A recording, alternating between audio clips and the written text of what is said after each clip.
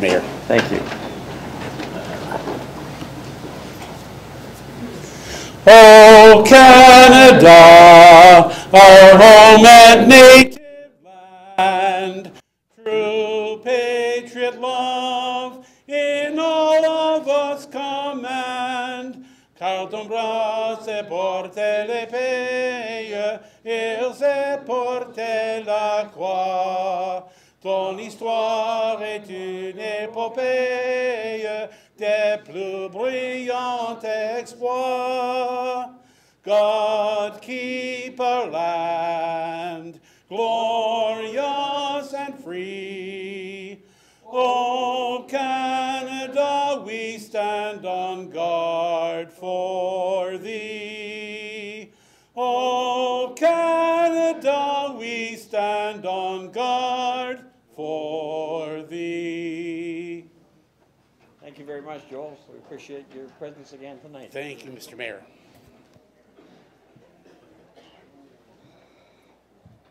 Madam Clerk, are there any addendum and delegation items? There are no addendums to the agenda. There are delegations that will be brought forward according to agenda items as they're called. Thank you. I entertain a motion to confirm the agenda. Moved by Councillor Butters, second by Councillor Kenny. All those in favor? Carried. Are there any disclosures of interest tonight? I have an interest in item number 1 of the items to be called, and I will be declaring a conflict of interest because I am a member of the board, which the motion purports to eliminate. So I won't join in the discussion. Adoption of minutes. We'll adopt these in bulk. Okay, by council. Special meeting of Committee of the Whole 04-18 held on March 5th, 2018. Special meeting of Committee of the Whole 05-18 held on March 6th, 2018. And a regular meeting of Committee of the Whole 06-18 held on March 26, 2018. I'd entertain a motion to adopt those minutes. Moved by Councillor Desmarais, seconded by Councillor Main. All those in favor? Opposed? That's carried. Moving on to determination of items requiring separate discussion. Mr. Main? Number 3, please.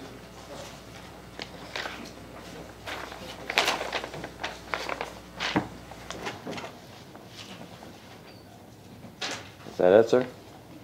Yeah, number 3. Madam Desmarais? Thank you, Mr. Mayor. I'd also like to speak with number 3. Madam Butters? Thank you, Mr. Mayor. Item number 1, please.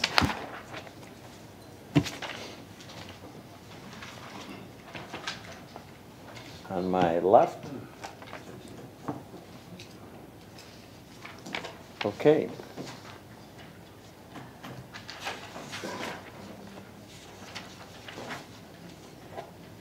At this time, I call for a motion to approve those items not requiring separate discussion.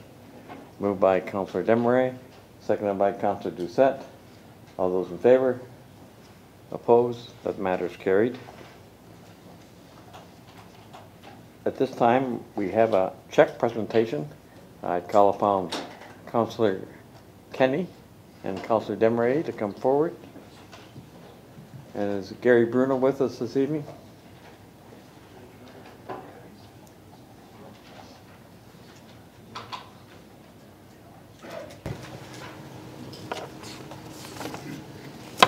Good evening, ladies and gentlemen, and thank you very much for all coming about the grant presentations that we're giving. It's very nice of you to see that much community support out. We're here presenting grants to nonprofit organizations who serve the residents of the city of Port Colborne. You may remember this was done many years ago by the Port Colborne Hydro, but with the sale of the hydro company and the subsequent sale of our fiber company, we turned this responsibility back to council. Council decided to form a committee from which I'm the chair. Councillor Desmarais is another member, and our mayor is the other member. There are 2 members from the community, and that's Gary Bruno and Brenda Hames. So we oversee the applications as they come in, and we review them all and then try to make a very fair decision. So in 2018, council set aside $17,000, which is the interest on the money from our very original investment. So that's what the interest was. So the bulk of the first money that we had, so we had an initial investment of $775,000. That's what we had. And we kept that aside, so we won't let the city spend that money unless we're returning it to residents of the city of Port Colborne and community groups. So the first round of applications were received in January, and we're here this evening to present 6 grants totaling $12,720. So if you're interested if a community group is interested, they make application, and the next round of applications are due June the 30th. So Andrew and I are going to team up here and each going to present a few awards. And so the first one goes to the Port Colborne Operatic Society, and they'll use their grant of $1,500 to pay for live musicians program. These professional musicians accompanied the students in an orchestra pit of this year's performances of The Wizard of Oz. And if you, that was a good one to see. An additional $750 from what they asked for will be used to assist with repairs needed at their storage building in Bethel. So if we have someone here from the Operatic Society to come forward, and you're going to do this one. I'll do this one, you're going to do this one, and then we'll just keep switching on. All right. Hey. Hi, Pete. Hi. Good. How are you? Good. How are you? Hey, Andy. How you doing? Good job. How are you? Thank you. And thank you. Who's going to talk? I'm going to have just a few words. Oh, Okay, just, where's the Who microphone? wants to take a picture? Oh, okay. Just do the picture and we'll do that.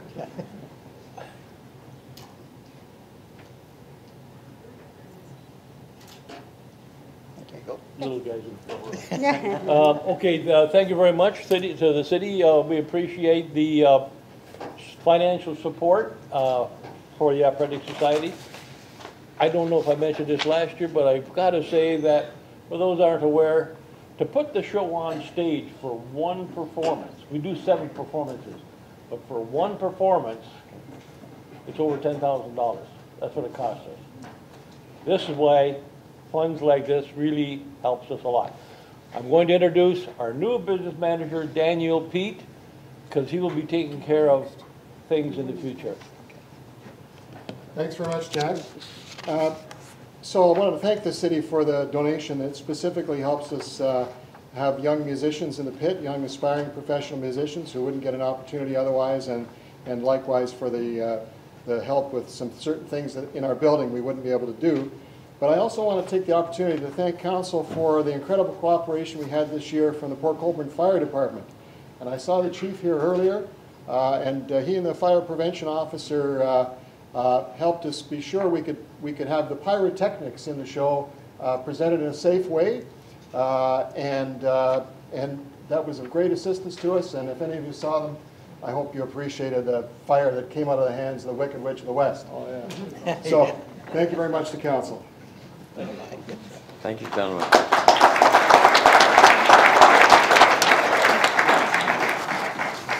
Okay, moving right along.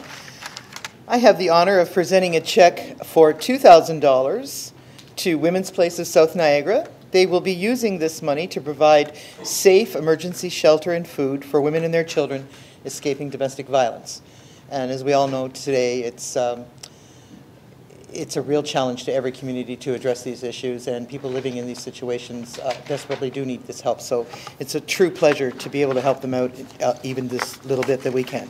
So if I could get Amanda to come up and accept this check.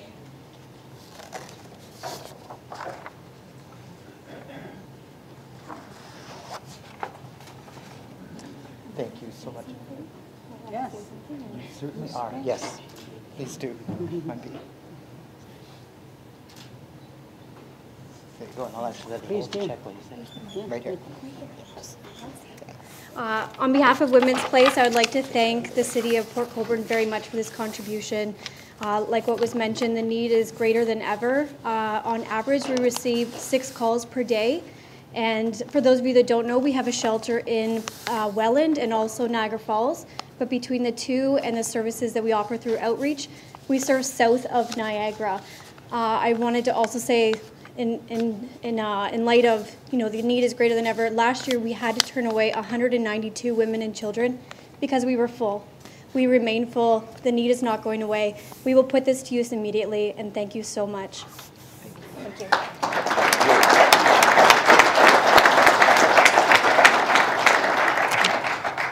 The next presentation goes to the Education Foundation of Niagara, and they will use this grant of $950 to provide essential items to DSBN students. School personnel are able to immediately address urgent needs in their school setting by the Foundation for funds on behalf of students who experience a high level of need. And I'd like to call up Cindy Paskey to receive the check. Oh, not Cindy.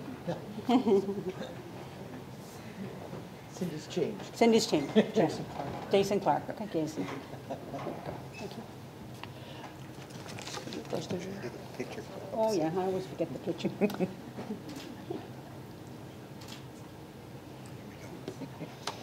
Thank you very much. On behalf of Cindy, Cindy's actually in Italy. So she asked, I'm on the board of directors for the EFN, so just want to thank the City of Port Colborne for this money.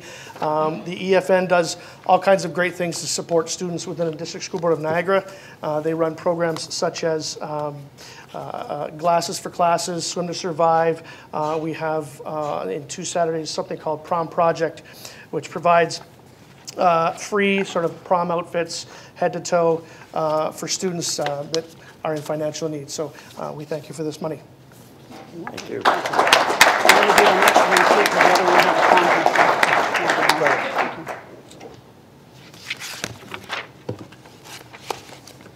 This group is near and dear to my heart.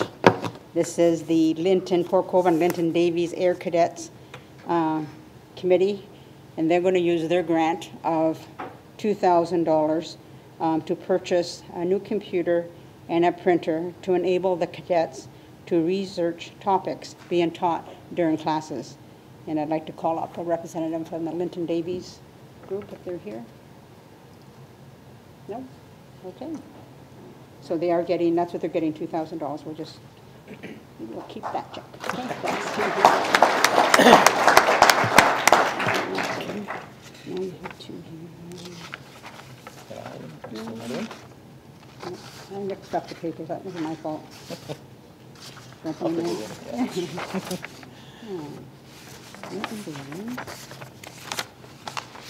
know how I did that, but I did. It's probably right in behind there. Maybe. Yeah. Yeah.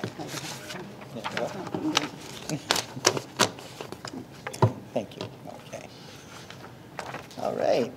So the next presentation we have to make is to the Niagara Health Foundation, and they will use their grant of $1,000 to assist with the cost of replacing the old ultrasound equipment at the Port Colborne site. I'd like to invite a representative from Niagara Health to come up. All right. Hello. Carrie. Hi, Carrie. Thank you. Carrie Zafiro. Yes, Carrie Zafiro. Hello. Hi. We'll take our picture first. Mm-hmm. And your check.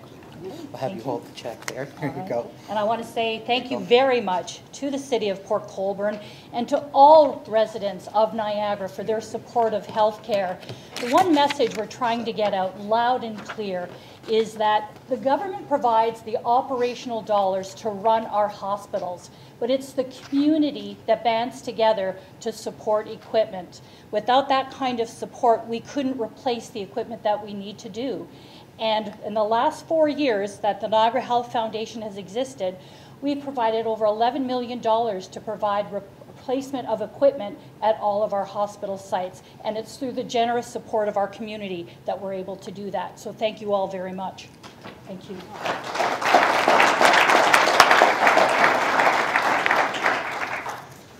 right, and we have another presentation. This one goes to the Port Colborne Saddle Club, and they will be receiving $4,800 to go towards renovations to the grounds and fencing at Humboldt Centennial Park. They have some rings in the park that they use continuously and wonderfully, and they're very inviting, and everybody should go out and have a look when you get a chance. Oh, we have a few. I'm Catherine Wickabrod. Okay. Catherine. Thank you so much. Thank you. And you benefit from that, right? Yes, and they benefit from it, yes. Thank you. I will say a few words. We'll take a picture, we'll put the kids. Okay. There you go. Oops.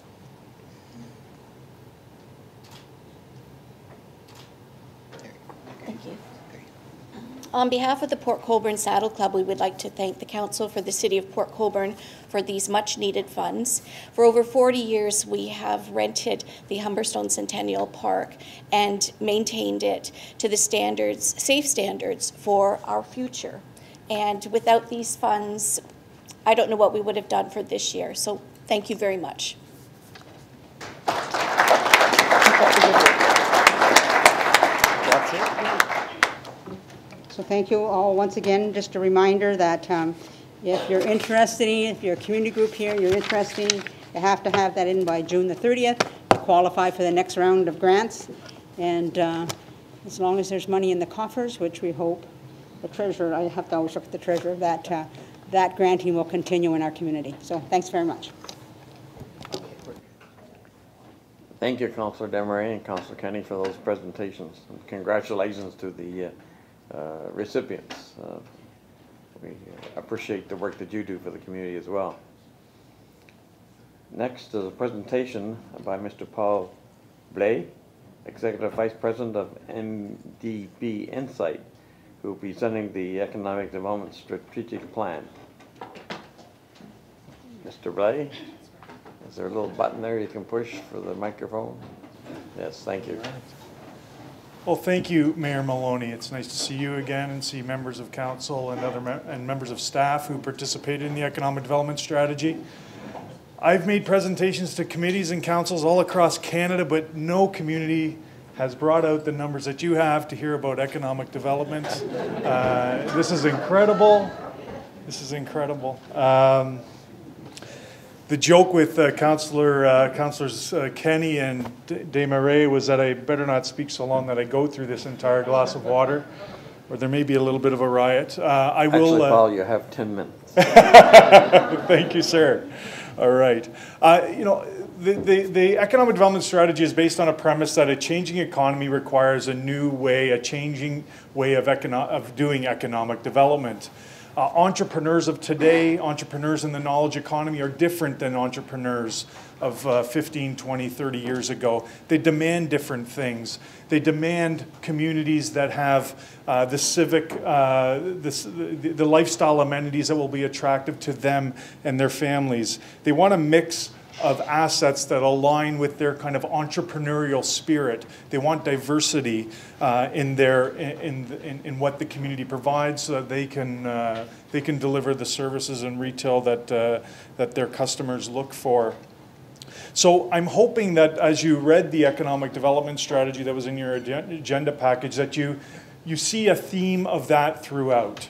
You see a theme that we're aiming to advance the style of economic development, the approach of economic development that the City of Port Colborne has been taking. Oops, I did the wrong one. How do I get it back? You're going to do that for me? Thank you. You're very good. So just scroll. Okay, all right. It's a PDF. Got it. That's okay. That's good. Okay. Thank you. All right, so just a very quick reminder of what the objectives of the strategic plan have been. First of all, we wanted to provide a fact-based approach to developing a strong and diverse local economy. We wanted to capitalize on the economic drivers. The drivers are those parts of the economy that are bringing new money into Port Colborne, the ones that are stimulating the overall growth of wealth in the city. We wanted to create a vision for the next 10 years And we wanted to do that specifically in an action-oriented way. It was very clear from the outset with the Economic Development Advisory Committee, with staff, that this needed to be a very tactical plan, that there needed to be concrete, clear actions that they could utilize right out of the gate. We also wanted to, importantly, align this with the goals of council and committee.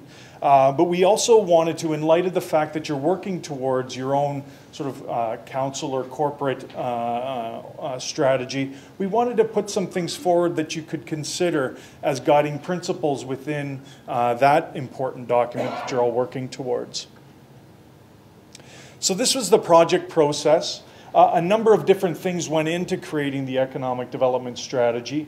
A background review, which is kind of a statistical analysis, as well as an the background review is looking at all of the important documents that have been created by the city, its staff, and the region, and other organizations that are important to economic development, like Community Futures, and seeing what their goals and objectives were.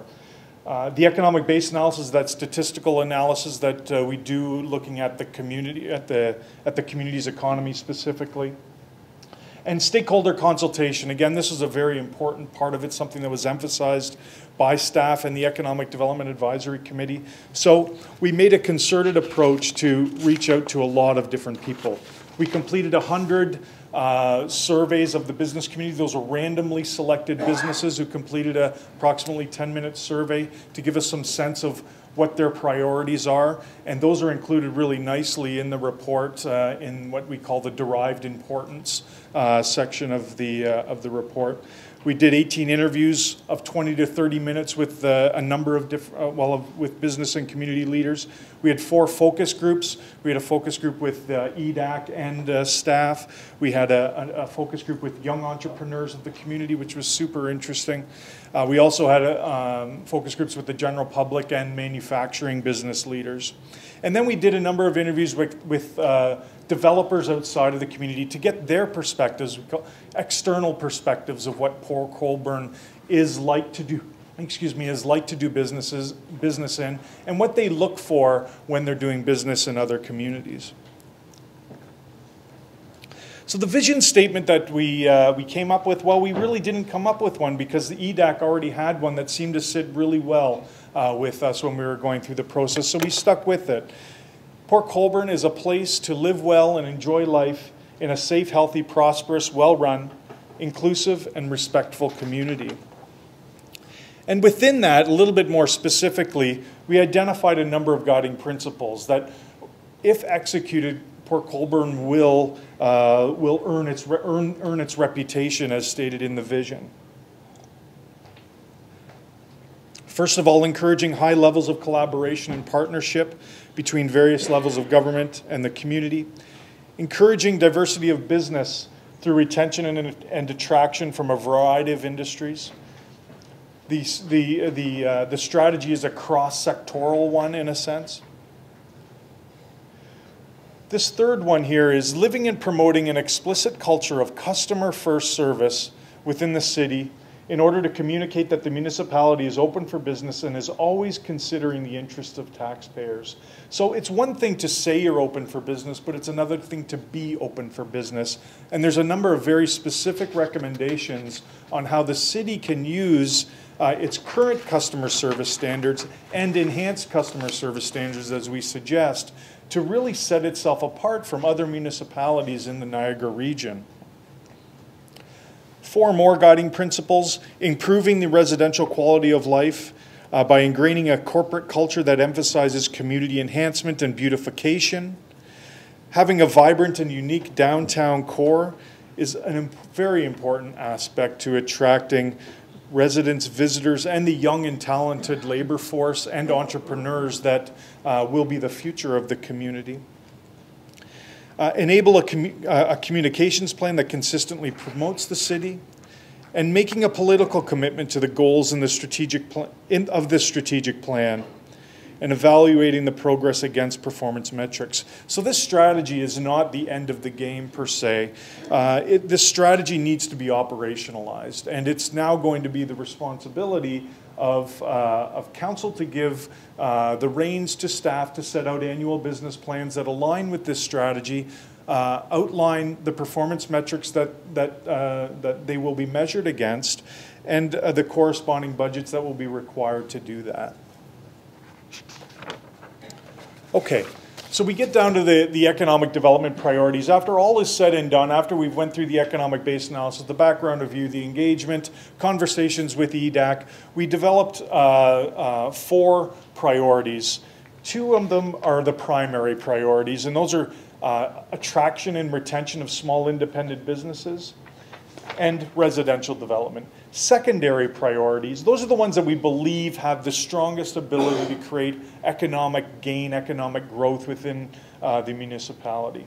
Secondary priorities, things that you should pay attention to, perhaps be a little bit more reactive on than proactive given resource availability, but industrial development and tourism and destination development. I'll walk through each one very quickly and then get into the action plans for each. So the target market for attracting small independent businesses are professional services, cultural creative industries, health and wellness businesses, the lone eagles as we call them, the solopreneurs, the people who have the ability to locate their business essentially wherever they want.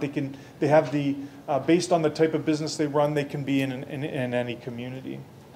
And to be attractive to this group, you need to establish a reputation as a charming small town through a broader marketing campaign. The lower cost housing and commercial rents and the strong fiber backbone are really great competitive advantages that you have, that you can leverage. But there's still some needs, like critical infrastructure investments that are needed in the downtown core. And at this point in time, Port Colborne is not perceived to be a place for young people to start a career. And you want to change that through ongoing communications. Mr. Blake, we're getting near the end of your time. Okay. You literally meant 10 minutes. Yeah, I do. I'm going to jump to the action plan. Okay. What you have here, what you have in your strategy are specific actions related to the 5 priority, or the related to 5 items that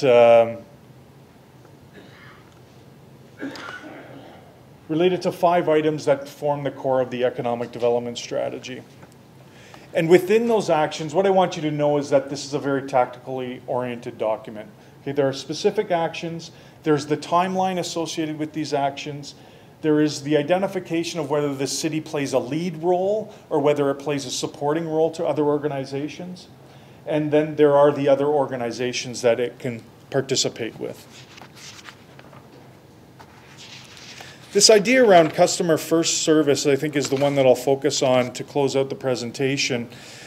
This is an important one because service from a municipality can lose you the deal. It can lose you the deal from an existing entrepreneur who's here and wants to expand and is looking for the city for some leadership on moving their plans forward. It can lose you the deal on investment attraction when someone is looking at a number of different municipalities. And so it's critically important to have a strong orientation towards customer service. And some communities are actually using it as a differentiator.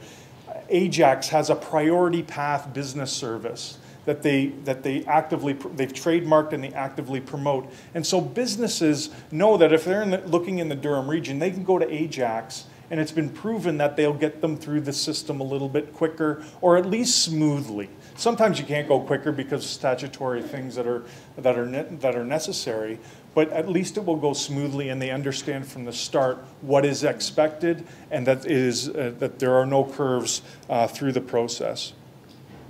The last thing I'll say on this is that a very important element to establishing customer service, or to establishing a customer first attitude, and to have businesses understand or appreciate that you're serious about their investment, is an ongoing business retention and expansion program. And you've probably heard over and over again that business retention, the existing businesses, will create as many or more jobs in your community as new businesses that come in.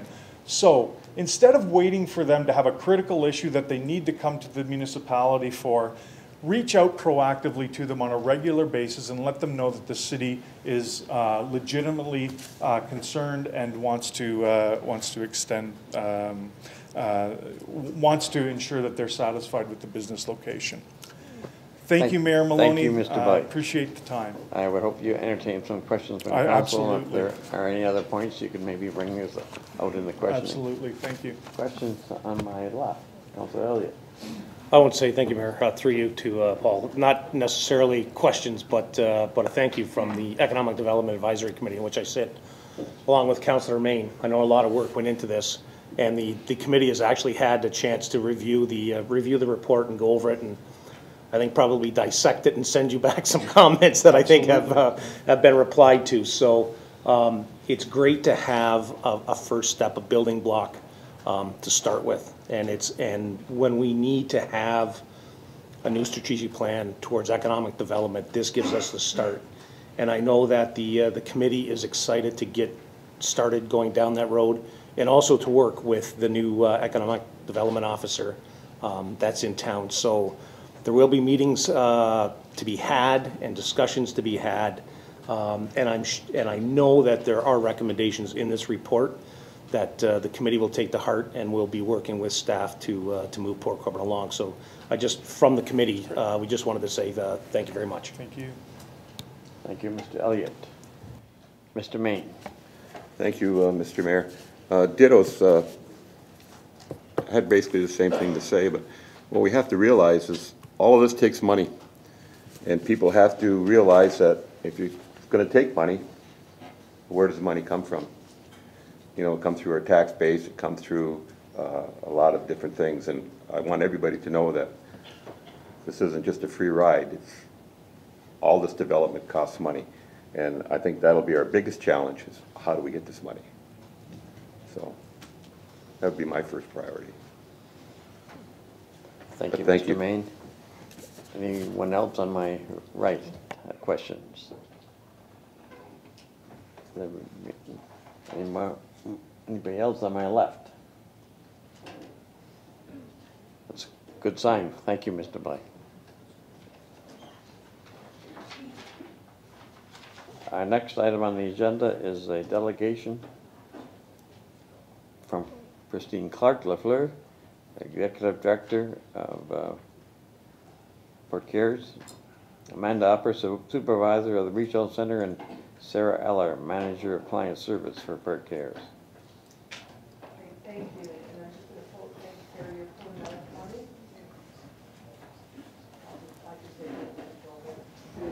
Thank you. And I'd like to introduce my colleagues, Sarah Eller, our Manager of Client Services, Amanda Upper, the Supervisor of the Reach Out Center, and Shelby Hemingway, our Fundraising and Development Coordinator. Won't take much of Council's time this evening and stay within the 10-minute framework, but want to thank you for the opportunity to come to Council tonight and again open up communication and share information of mutual involvement and mutual interest. I'm going to take you through a presentation here quickly, and I'm really going to speak a little bit about Port Cares, about our community, and about challenges and opportunities. Really, to understand Port Cares and the work we do, you'll have to go back to the late 70s and the early 1980s, and I don't have to tell anybody in this room who has long roots in this community what the world was like in the late 70s. You know, the massive layoffs, the shift in the industrial manufacturing economy. Christine? Yes, sir. I don't think your mic may be on. Can you push that little button? The button? Right in the middle. Or the red one? Yeah. I like pushing the red button. There we go. All right. My apologies. I have a cold, so I can't really hear very well. So again, in the 1980s, we saw the beginning of what was a massive social collapse in this community. 20% unemployment. There weren't any social services here in this community. Geographic isolation. The internet didn't exist when all of this happened. You saw a tremendous rise in domestic violence. And after working in healthcare for the better part of my career, I was well aware that Port Colborne had the highest rate of teenage pregnancy in Canada for the distinction of 28 consecutive years. And then Welland took that over, but I'm sorry to say with recent 2016 census data, Port Colborne again has that distinction. Population decline and homes abandoned. That's the context for Port Cares.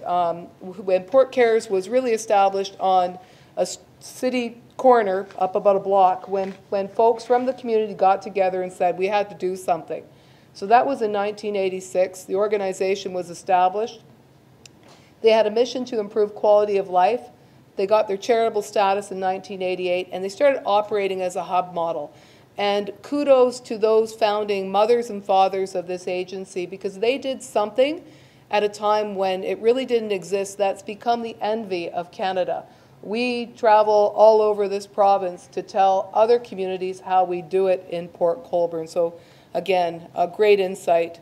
Let's fast forward 32 years today. So today Port Cares has an operating budget of $3.1 million, plus another $500,000 of trustee monies, which we oversee. We are one of the largest employers in the area with 45 staff. We've got over 100 volunteers, and I point out Yvonne Doucette, who is a volunteer member of our board, and Florence McDonald, I see in the crowd, who volunteers every week at the Reach Out Center. We operate on annual pay-per-performance contracts. About 75% of that is with the province of Ontario and the Ministry of Advanced Education and Skills Development. We get contracts for housing, homelessness, and now child development through the region of Niagara. But around a quarter million of our operating funds comes through charity.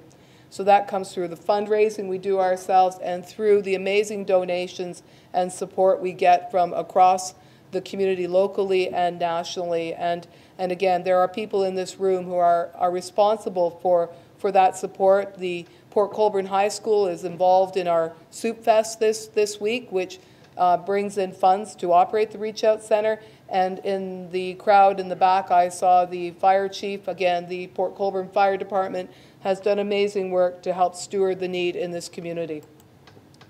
Our mission. Well, our mission, we went through a strategic plan, very similar to your strategic plan, a consultative, stakeholder-involved strategic plan. And we got to say, in 1986, they got it right, because coming out of that process for our strategic plan last year, our mission, we reestablished our mission is to help those in the community with social and economic needs improve their quality of life. But the first time we developed a vision, and this is really where I know I personally get my soul food, my inspiration to look ahead. And our vision is for Port Cares to inspire, provide help, hope, and opportunity for all in our community to achieve their potential. It's very profound. Also, we articulated values, and this is sort of our lifeblood day to day. This is our self-check for everybody, from our board through to our frontline staff and our volunteers. Our values. We live by, we provide help without judgment. We are all accountable to one another. We treat everyone with respect, and we work collaboratively together. We self-check on those values every day, and we ask ourselves, are we doing this? And we have to answer yes. So who do we serve? We serve everyone in this community, from infants to seniors, from the very rich to the very poor, from job seekers to employers, from teachers to students. And I want to myth bust for a minute. I had the opportunity to meet with a very well-known and very impressive community leader last week, and they asked me the question, well, what do you say when people say that the reason we have problems in Port Colborne is because of Port Cares? It's attracting ne'er-do-wells from across, everywhere here. I have to tell you, we have no evidence to support that. What we do have evidence of is that there are transient individuals in our community, and we would say that between 97 and 98% of those transient individuals have roots to this community. They left the community because they're homeless, they've got addictions, they've got mental illness, they've got incredible abuse and violence in their family context. But they come back and they leave, and then many of them end up incarcerated. They come back, they leave. But we find they come back because they feel safe here. But I thought I wanted to put that out there because it is a bit of a myth that we got to grab by the horns and flip it on its back. How do we serve people? This is a bit of a graphic. On the blue side, the interventional side, all of those programs are really when life gets really tough. You have no food, you don't have anywhere to live, you've got a crisis, you're addicted to an opioid, you're reaching out, we have it come in, I don't want to say daily, but a regular basis. People disclosing they want to take their own lives. Thank goodness they show up and we get them on a path. The person in the middle, that's our philosophy. They're in the center of it, we wrap around them. On the green side of the house, once you get back on your feet, we're going to help you get a job. We're going to help you learn to read and write through our literacy program. We're going to teach you how to use computers. And if you're a parent, we're going to help you be a better parent, and we're going to help your kids develop. That's the preventional side of the house. The arrows at the bottom, anytime you can slide one way or the other. Our goal is to slide you to the green side, get you back over. We see it, again, on a regular basis.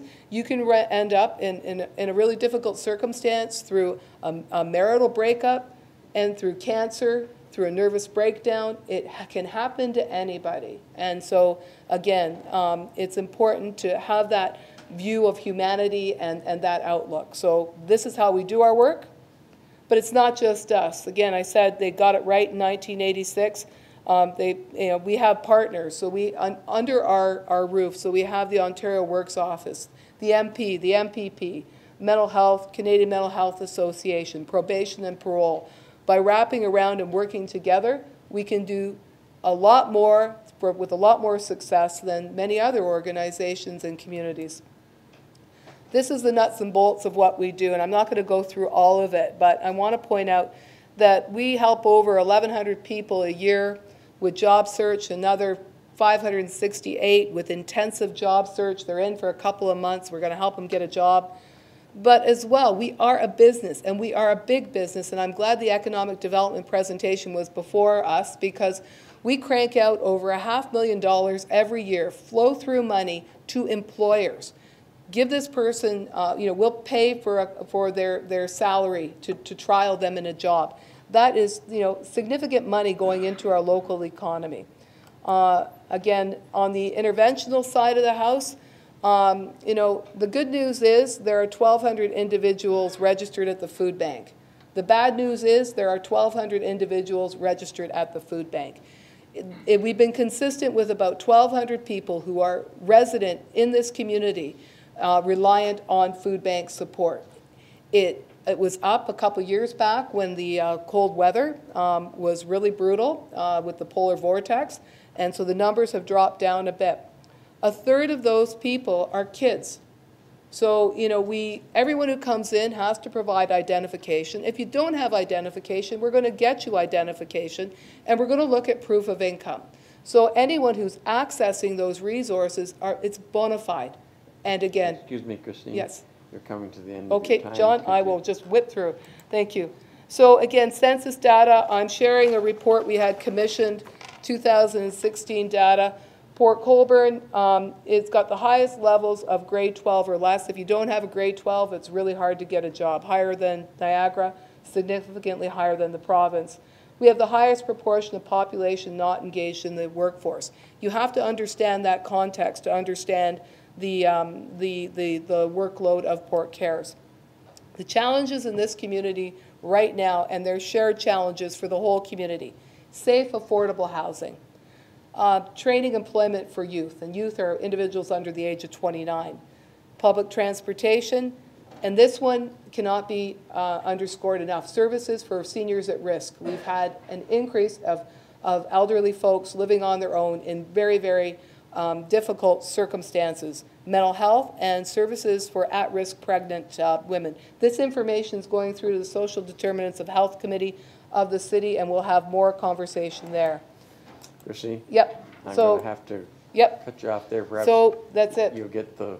Yeah, I got you. Any further points out in the awesome. I was at the end, John. Okay. Thank you. Thank you. On my... Thank you. Thank you very much. On my left. Right. There's nothing, so I'll go on my right. Councilor Kenny.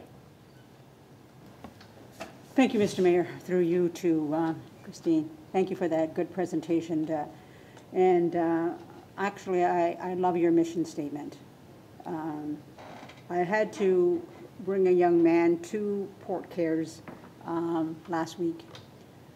A young man who was couch surfing, thrown out by his mother and thrown out by his father onto the street at 16 years of age. Is he a badass? Yep. Yep, he is. But he got an opportunity to speak with one of the workers there. Thanks to Christine setting that up for me. And I'm hoping with all my hope that they can help him through this very difficult time in his life. I don't know what all of you were doing at 16, but I'm sure you weren't out in the street on your own, and he is. He's burnt a lot of bridges, he has a lot of repair stuff to do in his life, but they're helping. So their mission statement is to help those in the community with social and economic needs to improve their quality of life. And that's certainly happening with him. So I just needed to say that my personal experience with Port Cares just recently in that area has been very good. So thank you. Thank you. And thank you for your presentation. Thank you, Councilor Kenny. Councilor Demery, then Councilor May. Thank you, Mr. Mayor. Through you to Christine. Christine, I also want to say thank you for all the work that you and all of your staff do. And you know, we've had these conversations many times. I'm fully on board with everything you do. But I did want to tell you and tell everyone a story of a lady who came to me just actually 2 weeks ago to tell me about a time in her life where her life fell apart. She was in a family that was working well, everybody was working, everything was good. Her husband dropped dead. He had an aneurysm and just went right then and there. He was 37 years old. They had 2 young children. Their whole life stopped at that point. From there, one of the children developed some major anger management issues. A lot of issues came from that, and their life fell apart. And now this is 16 years later, and they're just getting it back together. And they said that if it weren't for all of the work that Port Cares put into their life, they would not, she is sure that her one child would not be here today. So I got to tell you that it's stories like that that keep it going, and that make everybody understand the importance of helping all that we can to make it easier for you guys to be able to help those who do need it. And I would like to know, as a city councilor, what this city hall and all the resources we have here, what we should be doing for you that can be of help. Well, thank you. If I can just to respond to the question, I think number one is again the communication, the understanding of the issues. I think of just more dialogue between our entities. But I think the one thing that's coming, and it's barreling down on all of us, certainly from a city perspective, is this safe and affordable housing. I mean, I like many of you read the announcement for Welland. I wish I had a pencil and eraser because I would have liked to put Port Colborne in there for the $3 million. We're just as an agency stabilizing in the last few years and getting into a position to take on some broader mandates. So I think one of the things I would like to have, and I've had some early conversations, and to our city planner, Dan, a wonderful conversation, is just around the roles for safe and affordable housing. There are some really great programs federally and regionally, and I think Port Colborne, we need to get our act together and get in the game on that, because I think it's one of the key pieces to breaking the generational cycle. Many communities have a generational cycle of poverty and assistance. Kids don't come into this world saying, I want to be born into this kind of environment, and you grow up through those ranks, you know nothing different. So how do you break the cycle? Housing is vital to breaking the cycle, because once we have housing, supportive housing, we can provide the other life assistance that these individuals need. I mean, my team here, I can't tell you how many times we've taught kids how to hygiene, personal hygiene, how to use a vacuum cleaner, and how to make themselves, soup and sandwich. And, you know, it's complex, and it's, you know, it's been 4 generations. I count 4 generations. For some of this, it's going to take, you know, it's going to take more than 1 generation or 2 to turn that tide, but there's great opportunity to really evolve the communities and the neighborhoods that are challenged by working together. Thank you. Perhaps Councillor Butters and then Councillor May. Thank you, Mr. Mayor. Thank you, Christine. It's always good to have you here and tell us like it is. Can you tell us a little bit about looking to the future? Yeah. Again, I would say that, you know, we've done our strategic plan. So again, through to 2022, we you know, for our agency, it's all about sustainability and building resiliency and making the agency more responsive and stand alone. But what also fits to the future, again, it's really everything around those really, from my perspective, it's the safe and affordable housing, what role this agency, Port Cares, plays, and what role the city plays, and other agencies and other government levels play. We need to figure that one out. I think we also need to figure out these at-risk seniors. I mean, over the Christmas holidays, there's a number of us in this room who were called in, and basically, you know, you saved lives. We can count 4 lives, I mean, you know, that were pulled out of very desperate situations in 3 different circumstances. And the opportunity for youth as well. We gotta give these young people some opportunity. If you're going to keep them in the community, you want your population to grow and you want vibrancy, I would say though that's what we need to look to for the future. Thank you. Councillor May. Thank you for the presentation, Christine, and thank you, Mr. Mayor. I'm not going to tell anybody what I was doing at age 16 because I don't think that's important. But is there any thought about doing more after-hour emergency calls? I found that you know, when you call after hours and you have to get to 211 out of Toronto, they're not very helpful and they're not very responsive. So is there any, you know, to be done locally? Yeah, I think, you know, we need to sit down and find a program. We don't have like 24-hour outreach. We would have to develop a program and find a funding source. I think once, you know, there's nothing, again, for those after hours that you have to transport out of the community. Short of the shelters, you know, that's about it. There is a revolving door if folks are, all the after hours is related to mental health and addictions. You know, it's a bit of a revolving door with the services that are available. I think that we are in this initiative with the Niagara Regional Police called Portal. I know you may have heard of it. It's to deal with individuals of elevated risk. I mean, maybe that's the table where, you know, we have some of that conversation, because I personally do not believe the answer is a shelter in this community. I don't think that solves anything, but we have to get, you know, we have to have some sort of intervention to get people supported. And again, I know yourself and another community member, Betty Conk, that had went to the, you know, above and beyond the call as citizens to help an individual, and how frustrating it was. So that's where we can start conversation. I think it fits within Port Care's mandate, but we have to have the source to be able to staff it and staff it appropriately, because you're looking at a minimum of 2 people, because you'd never send anybody out on their own. Thank you so much. Mr. Elliott. Thank you, Mr. Mayor. Through to Christine. Thank you for your presentation and coming. Just one quick thing. You had touched on earlier in your presentation with regards to the Port Colborne Fire Services that did their food drive at Sobeys a week and a half ago.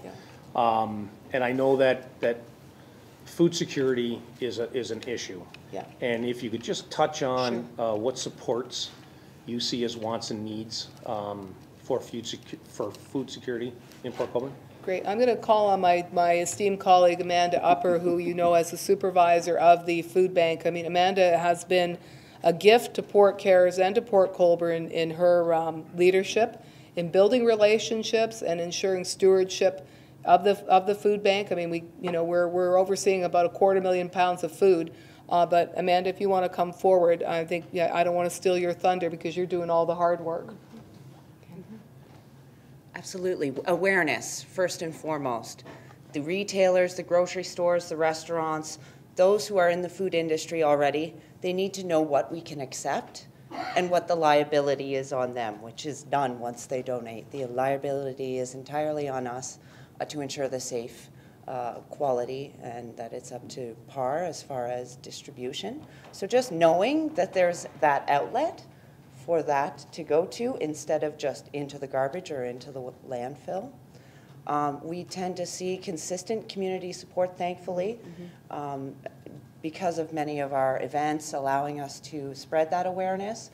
There is one need in particular that stands out in my mind as the funding pocket is reaching an end. It's a school children's lunch program.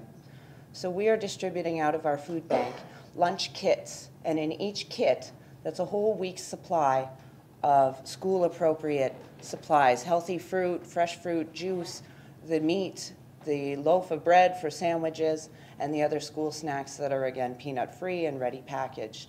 As the funding draws near to an end, you can imagine those are items that we don't see through the doors in donations typically. So that will be a gap, and we are already beginning to spread awareness among the community as far as looking for additional support in order to source those quality items. We do, and just to bridge to Amanda's comments, that program we developed back 3 years ago, standing in front of the refrigerator when it was empty, and the conversation was, what are we doing? We got to support the most vulnerable. So we said we got to support the kids. So we went to Branscombe Family Foundation, and they funded that program, and they went over their rules and made an exception because they believe in that program as much as we do.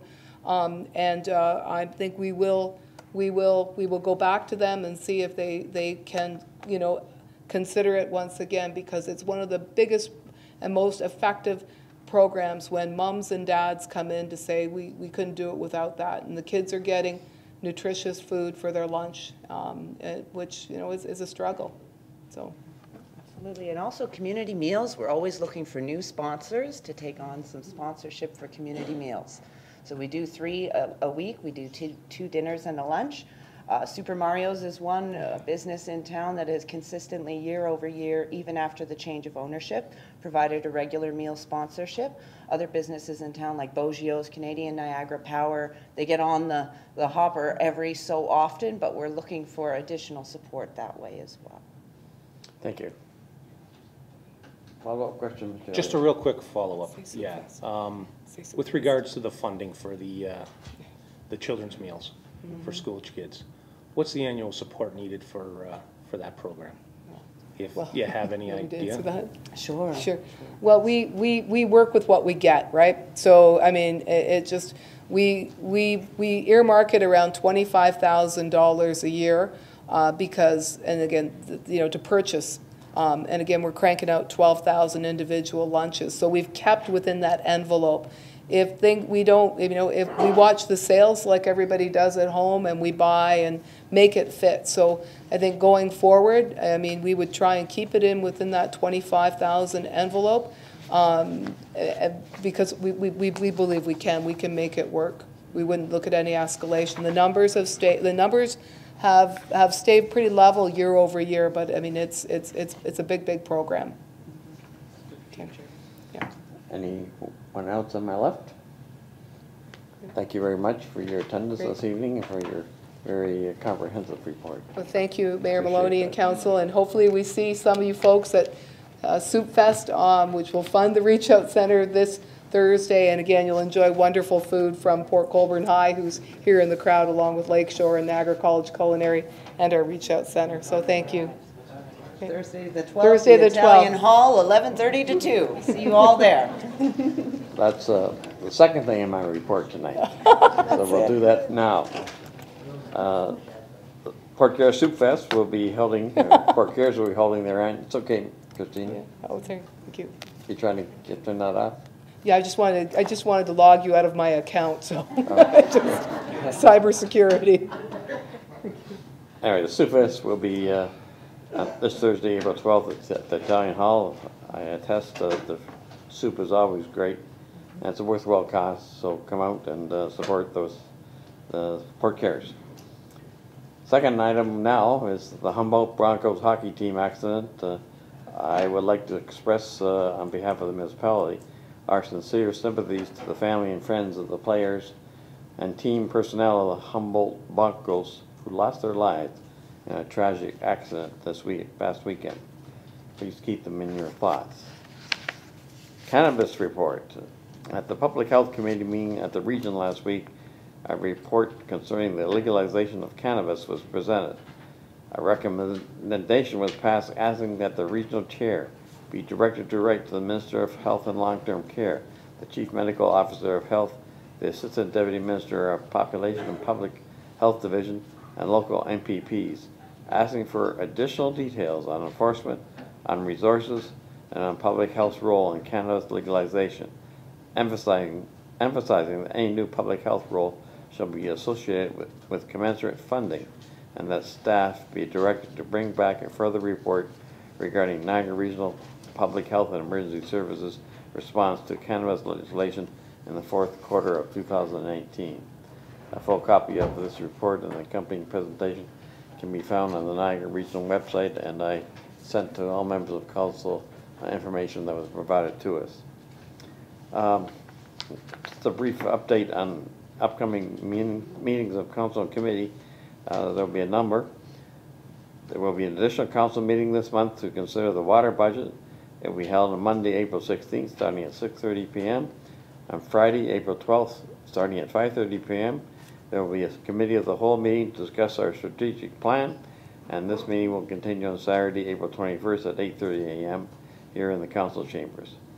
During the month of May, there will only be one meeting on Monday, May 14th, as we have canceled the May 28th Committee of the Whole and Council meetings due to Elections Ontario advanced poll for the accompanying provincial election, which will be held here in the Council chambers on Monday, May 28th.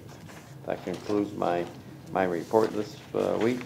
And Mr. Barry, would you come forward with the Regional Council's report?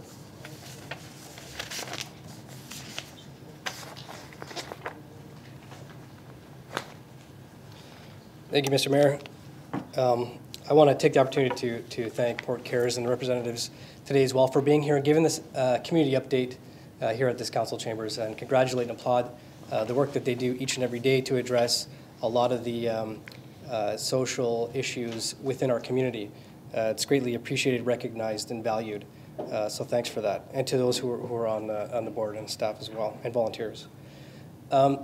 I wanted to mention tonight a couple of things where the region is engaging feedback from residents and from users of our services. One of them is the Niagara Region Customer Service Strategy. We're soliciting feedback from those who use our services as it relates to either social services, children's services, seniors, planning, economic development, housing, et cetera, et cetera.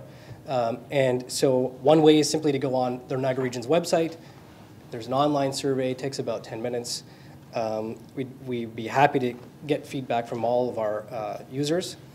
And if you want to add additional commentary, certainly I'm available, regional staff, and there's contact information on the region's website to hear regarding the region's customer service strategy. The other component where we'd like to engage residents is called Shape Niagara, and that is soliciting feedback as it relates to the formulation of the Niagara Region's 2019 to 2022 strategic plan. So the formulation of the work is beginning now, and it's starting first and foremost from hearing from residents. And so one way as well is to check out the region's website. Information is there, and I know there will be additional forums and open houses and online and several engagement strategies there. With that, Mr. Mayor, I'm going to try to be very brief with my report tonight. I know you have a fulsome agenda and the good folks here are here for other related items, but I did want to give you a quick update to this council and the public with respect to what the region's done and still is doing on internal control and organizational performance. As you may know, Mr. Mayor, as being part of regional council as well, this term of council, we instituted that internal control element and department and organizational performance into the regional government. In 2015, we had audits, value for money audits on Niagara Regional housing capital projects, Burgoyne Bridge and road maintenance, In 2016, we had value for money audits on fleet management, Chippewa combined sewer overflow, and 17 on purchasing cards. In total, there were 30 recommendations. 17 have been fully implemented. 11 are in progress, 2 are on hold related to Burgoyne Bridge. In 2018, we're looking at things like mobile telecommunications audit, cash handling audit, cleaning contract audit, fleet parts inventory and fuel audit, and all of that relating to improved internal controls, increased automated controls, inventory storage, segregation of duties, et cetera, et cetera, et cetera. So there's a lot more information coming forward, specifically on the 2018. But I wanted to highlight to this council and the public that the region continues to do its due diligence on the continuous improvement, the internal scanning, how we can do things better with the existing resources that we have. So with that, Mayor, I'm happy to take any questions as always. Thank you. Members of council, Mr. May. Thank you, Mr. Mayor. Thank you, Councillor Barrick. I have a few questions here. One is there any approach to getting affordable housing any sooner in Port Colborne? It seems just to get as far as Welland, and it doesn't seem to get any farther. Do you think you could look into that and find out why we really need it here? And I know there's a lot of housing starts in Welland, lots more than what we'll have, and affordable housing is really necessary, as you heard from Port Cares Group. Sure, thank you. Through you, Mr. Mayor, appreciate that commentary. Yes, it is high on our radar at the region. We have increased rent to income supplements in Port Colborne. We've talked about 8 new constructed units in Port Colborne on King Street. So we're on the radar, things are happening, certainly not at the pace of the demand, and that's region-wide, by the way. But this council, we talked about it before, and I apologize, Councillor Main, if you weren't here when I spoke about it before here, where the region is looking at repurposing the taxes regional-owned properties are paying on regional housing units, repurposing them to apply to rent-geared income supplements. So, as you know, the region only gets a portion of the tax bill, the other portion goes to the city and the school boards. So that agenda item will hit this council desk if it hasn't already. I know it went to St. Catharines and it went to Welland. Every other municipality is going to take a look at it. So part of it is repurposing those tax dollars to the frontline housing services right now. The other component is, again, those partnerships. We have completed one template example with Bethlehem Homes, Pantera, First Ontario. We have a model now that's proven and it works, and we want to roll it out elsewhere in other various communities. We're talking about changing tax increment financing for housing as well. So there's a lot on the radar. I know it's not all going to happen immediately, but there is that change that's forthcoming. And I think, again, Port Cares in particular has really stepped up in terms of community partner with addressing some of those needs and issues. Again, Niagara Regional Housing cannot do it all by itself, nor should it, but we are embracing those partnerships with nonprofit, with the private sector, with other municipalities, et cetera. So it's an issue we all have to work together on, and we are ready and prepared, and we have started the dialogue on that. Yes, Mr. Main. Thank you, Mr. Mayor. Just another quick question. I'm kind of getting tired of all the couches and old dressers and mattresses and stuff laying on the streets here. It's just, you know, there's not a block in town that you don't find this stuff. Is there any chance to negotiate eliminating tipping fees at any of the landfill sites? I know it probably costs you more money to pick this stuff up off the streets than you make on tipping fees. We already pay for the landfill with the taxes. I know Port Colborne, we have an issue with all kinds of stuff on the streets, and if we don't have it in the city, Ward 4 ends up with it on bush lots and drainage ditches and everything else. And I think basically it's the reason that people would rather just do that than pay that $80 a ton or whatever it is to put in the tipping fees. So to me, tipping fees should be taken out. Could you just look into that, find out why we have to have tipping fees when people are able to take their refuge away from the front of their house and boulevard or their neighbor's house or whatever, and take it to the dump. It would save money. Could you think you could do that? Yes, thank you through Mr. Mayor. Certainly I can bring it forward to the region. First and foremost, if people are aware of illegal dumping, contact the region, contact the police. I think that's the first order of business. Secondly, as you highlighted and you're correct, if there's no tipping fees, it goes all into the waste management side of the taxpayer bill, but there may be some massaging there that I think it's a worthwhile conversation to have, Councillor. Thank you. Just to add to that. It goes on the tax bill regardless because, you know, they're paying those two guys in that truck to come along and pick the stuff up. So that's all part of it, part and parcel. Now, a fellow like me who has a pickup truck or knows somebody who has a pickup truck should have the availability of picking up that refuge that isn't laying all over the street, taking it to the dump without having to pay a tipping fee. So that's my point. But thank you anyway for the response. Any other questions of Mr. Barrick? There being none, thank you very much. Thank you, Mr. Mayor. David. With council's indulgence, I'd like to skip over item 13 on our agenda. As I look up in the chamber here, there appear, or I would assume, are here on two different issues, but have been sitting here patiently waiting, and I'd like to sort of expedite the need for you to be here, and maybe if I have a motion by council to depart from the agenda, to do item number 14 first, and we'll come back to item 13. Do you want to make the motion?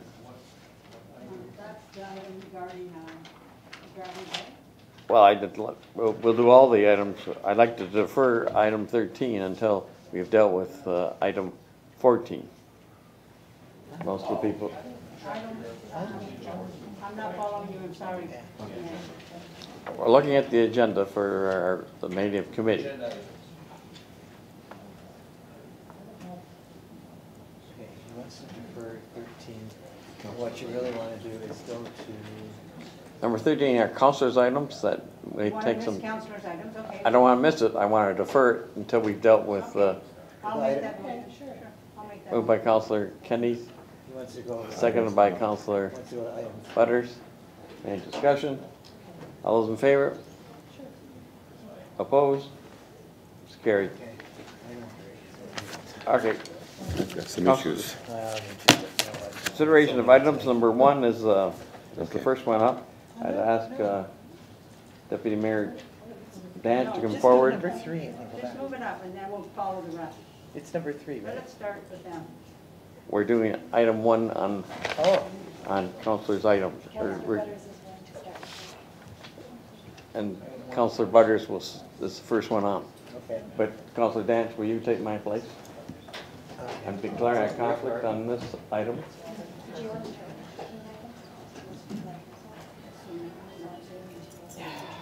You're up. He's going right there.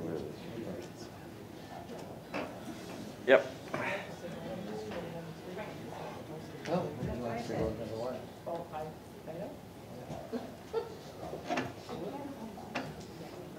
Well, let me just say that it might be. I'll come back when this one's finished. Okay.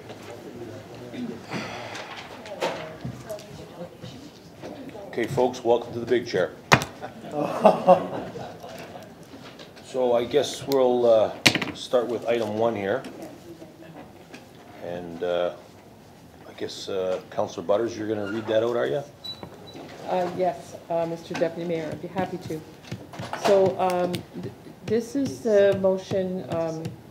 I need a seconder for it, but I'll read it first and then look for a seconder. Is that acceptable? Yep.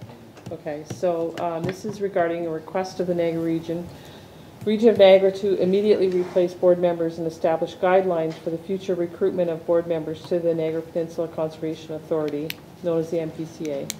And this is the motion. Whereas the Port Colborne City Council is aware of concerns in the community that the Niagara Peninsula Conservation Authority, NPCA, has demonstrated an inability to operate as an effective, open, and transparent conservation authority that respects its mandate.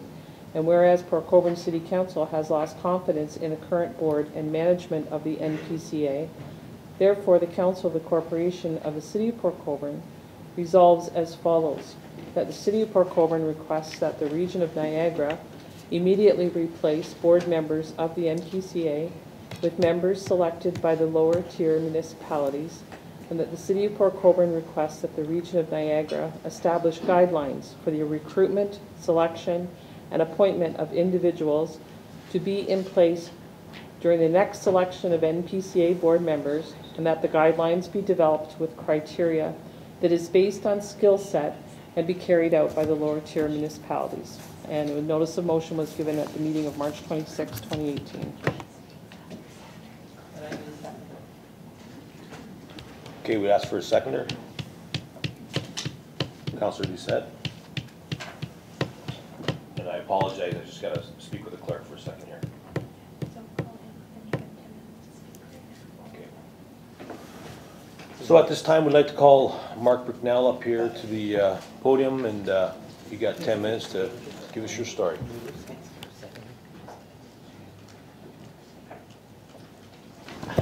Thank you, Deputy Mayor, Council, staff, members of the gallery. Joined by Vice Chair James Kaspersets today, though this presentation is apolitical in nature. Here not to express concern about your desire or the expressed desire to have members appointed in a different way. You have a problem with that because, in fact, that's actually counter to provincial legislation who makes it clear that it is the upper tier municipalities who make those appointments. So that's your issue to deal with, and the suggestions that you have for making those changes are appropriate, though they would have probably been even more appropriate when the province just recently went through a 2.5-year review of the Conservation Authorities Act. My concern are the underlying assumptions and statements made here that really, I really cannot find any evidence to support them whatsoever. The notion that somehow we failed to respect our mandate could not be further from the truth. We are currently, I have directed my staff to work on a document that provides real clarity around what the mandate is. I understand a lot of people don't understand the purpose and the mandate of the Conservation Authority. It's a largely misunderstood organization. But we serve all the people in your community. We serve landowners, we serve farmers, we serve hunters, we serve municipalities, we serve, there's no one that we don't come into play with. Every business, every homeowner, we're at the table. We are part of the provincial planning scheme. We are there to be involved with planning matters and to comment on, specifically on natural hazards. We do have a very clear mandate and we follow that. It disappoints me that a motion like this would come on the floor without any of you ever picking up the phone and calling me or sitting down and asking for a meeting so that we can actually talk about these things. We've recently met with the town of Niagara-on-the-Lake. We've recently met with the town of Lincoln, and we've established a wonderful new partnership that we've got, that we've initiated, and we're ready to move on. So I do have difficulty with that. In addition, the notion of effectiveness really is kind of baffling to me because I came to the authority in 2014. I can tell you in 2014 there was no such thing as a capital budget in place. There was no such thing as an HR function. There was no such thing as a procurement specialist. There was no such thing as financial controls. These things did not exist just in 2014. But thanks to a solid strategic plan and our board's commitment to implementing that plan, the NPCA that exists today is more professional, better managed, more customer and stakeholder focused, more transparent, and more accountable than ever before. And just to stress that point, back in 2013, 2014, the board would meet in a room that would go from about here to over, not even to the windows. And that's where all 15 board members would sit. surrounded by any staff that could fit in there, and there was room for about 3 to 4 citizens to be there. We now hold our meetings at Balls Falls. They are actually live streamed, and you can watch them. And all of our records are documented and released fully, including FOI requests that actually get published on a site called www.npcadialogue.ca. We're also creating a brand new website because we want to make sure that we are getting our messages out more effectively. In addition, we have made significant investments in our parks and campgrounds with more to come. Importantly, our staff now have the tools and resources necessary to do their work. Costs have been controlled and revenues are up substantially.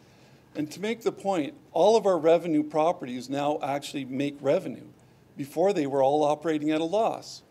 To make the point, we have reduced our operating budget for 2019 by 5%.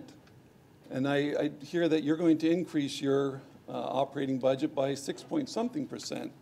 So I think people in the audience generally understand that we must be doing something pretty decently if we've decreased our operating budget by 5%. Costs have been controlled and revenues are up substantially, and we continue along the path of continuous improvement. And that being said, the best is still to come. Some examples of that, we just recently hired a procurement specialist who's changing everything about the way we make every purchase. We've announced our 8 initiatives. You've got the booklet in front of you. These have been supported in principle by our board of directors, and I'll take you through a couple of those quickly. We're in the process of developing a new strat plan, and we want you to have your say, and we invite all the public to have your say. That process is just getting underway, and we want you to hear from you. Tell us what you want this authority to be like. But if I can reference, again, when it comes to our mandate, here we are within this booklet. You'll see, in fact, that we've announced the biggest, boldest, most robust initiatives in Npca history. These could not have been brought forward except for the responsible actions taken by our board and our staff to bring about a whole new conservation authority that now is finally able to do these right things. That includes a new partnership and dialogue with the people of the watershed. We take ownership for that. We recognize there's been problems in the past, and we are here to make sure that we initiate a new relationship and partnership with the people of the watershed. We are deeply committed to that and pursuing all kinds of tools to assist us with that. We're looking at a 100-year land plan whereby we're trying to acquire another 25,000 to 40,000 acres of land, none of it through expropriation, but by looking through at good initiatives. This requires us acquiring 250 acres of land per year. We only own 7,500 acres, but we have to recognize the region is going to grow in population by somewhere between 100 and 200,000 people over the next 50 years or so. And so we need to start to conserve more land, and in doing so, to enhance the biodiversity throughout the Niagara Peninsula watershed. A 100-year water quality, or really it's more accurate to say water resource management plan. Currently, we monitor the quality of water, but we're not actively involved in bringing plans forward that will continue to improve it. And we're looking at a series of 5- and 10-year plans to greatly improve the water resource management throughout the watershed. That's among our prime, very, very prime mandate objectives. Hopefully you've heard that we plan to plant 1 million trees and 3 million native species plants. And again, we want you to be partners with that. We're not here to work against you in that. We've been received well by large organizations. We've been received well by Boy Scouts. We've been received well by educational groups, by various municipalities. But we need to rebuild the tree canopy. We're not responsible for the fact that all the trees are down. The trees were down because we grew up in a agricultural society, and they cleared a lot of trees. Well, guess what? Almost all that the tree cutting was done by the 1940s, and that's one of the reasons that the Conservation Authorities Act was formed in the first place. So we recognize the need to plant a lot of trees, and we want to work in partnership with you and others to do that, and 3 million native species. We accept that we need and we are ideally positioned and suited to take a lead role with respect to climate change mitigation. Again, the province has made it clear that they want us at the table, and we're going to keep working at that. But we are one of the natural partners, and it's time for anyone who doesn't think there is climate change. It's here, it's real. We can debate how much of that is caused by people and humans and how much of that is caused by cyclical conditions. But the point is, it's here, and we are an ideal partner to have at that table to work on climate change mitigation in particular. We commit to being a leading and learning organization. We want to be learning from you and other stakeholders, but we also want to be sharing best practices with you. We want to make sure that you're learning about the best things. So if you're an education provider, or you're a business, or you're a family, or whatever, we can help work to establish best practices and encourage that. We want to develop the innovative technology and data integration tools and pieces of data that we need to be able to do that more effectively. And then we want to recognize finally people with Watershed Champions Awards programs, so that we're actually starting to give recognition to those who are doing the right things throughout our watershed.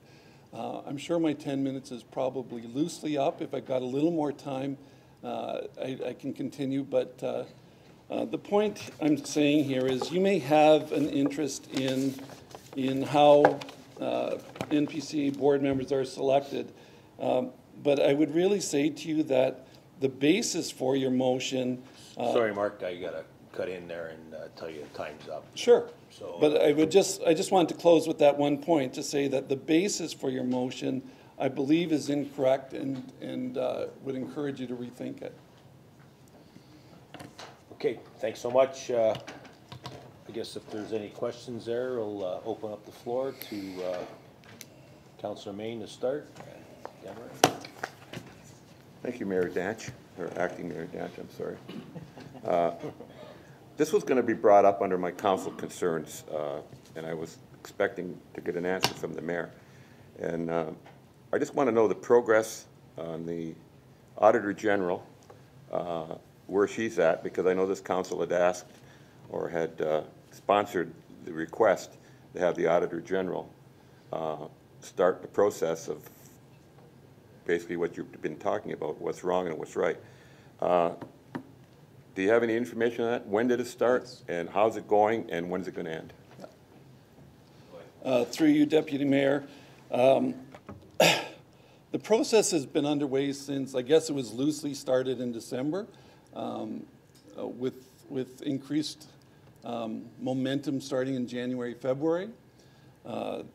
They've had a staff of 4 AG team members in our offices ever since then.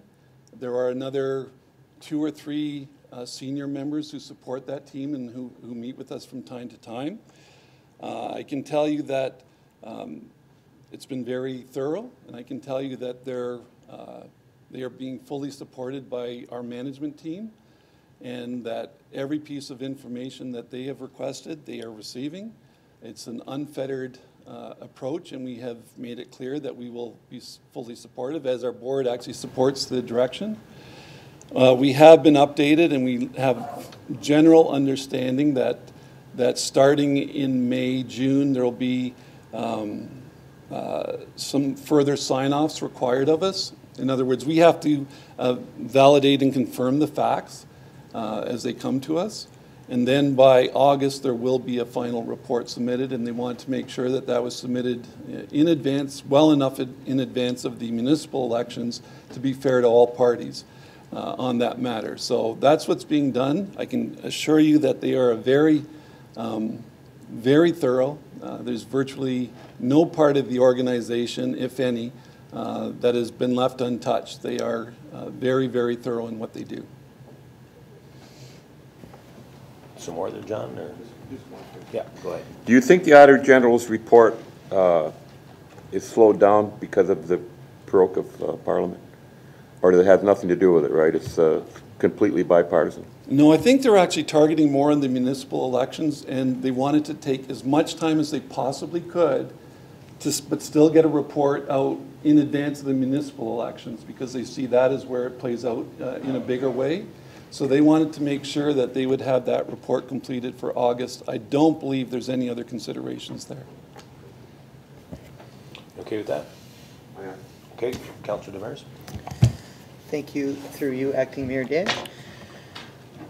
To the presenters, I would just like to say that you made a comment showing that you were really not very pleased with the stance that we're taking this evening and Councillor Butter's motion, and not being able to understand why we're doing this. Well, I think that if you remember back on November 27th, yes, November 27th, everybody was in this council chambers then. We made it very clear why this path was being taken.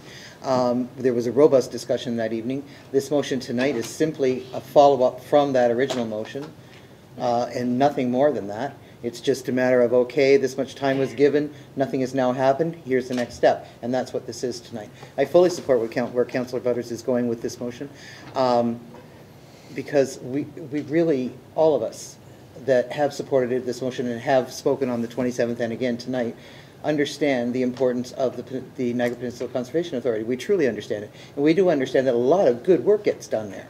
Very good work. What we don't want to see is any chance of that work being sidetracked or waylaid for any other reason, for any reason at all. So we want to put people on that board that don't have political ties, but truly are there based on their skill set that they bring to that table. And they can make the right decisions and move things in a way that looks good, is absolutely transparent, and will serve everyone in Niagara best. So that's my reason for there. And you know what? You can argue it if you like, but I see it that way, and I've said it that way. It's all yours. Through you, Deputy Mayor. Again, I'm not concerned about, again, if you have a feeling around how members should be chosen or selected, that's something that you guys can talk about and you can figure out. My concern is that I think that you're doing it on the basis of the whereas statements simply are not true. And to say, for example, that, okay, you've lost confidence in the current board and management. Well, I'm the management of the Mpca, and guess what? We're doing really good work, and we're very proud of the work we do, and we are, in fact, delivering on the mandate. So there's no question about that part. When it comes to our board members, I would say that we have a board that would be the envy of any other organization. And what I would also say to you is that you've got to be really careful about what that board composition is, because you need a diverse skill set. It's not a narrow skill set at all. You need those who can deliver on the financial and business acumen side of it. You need those who have the environmental background. You need those who understand the broader stakeholder context that include, again, developers and farmers and landowners. So it's those kinds of things that I do find difficult when I read that, and then to say, that we're not open and transparent when we could not be any more open. There isn't any organization that has undergone the level of scrutiny that this organization has. There's just not. And so we're proud of that. And so those are the reasons. Again, if you have suggestions for how to improve the selection of board members, that's something that we don't even argue on.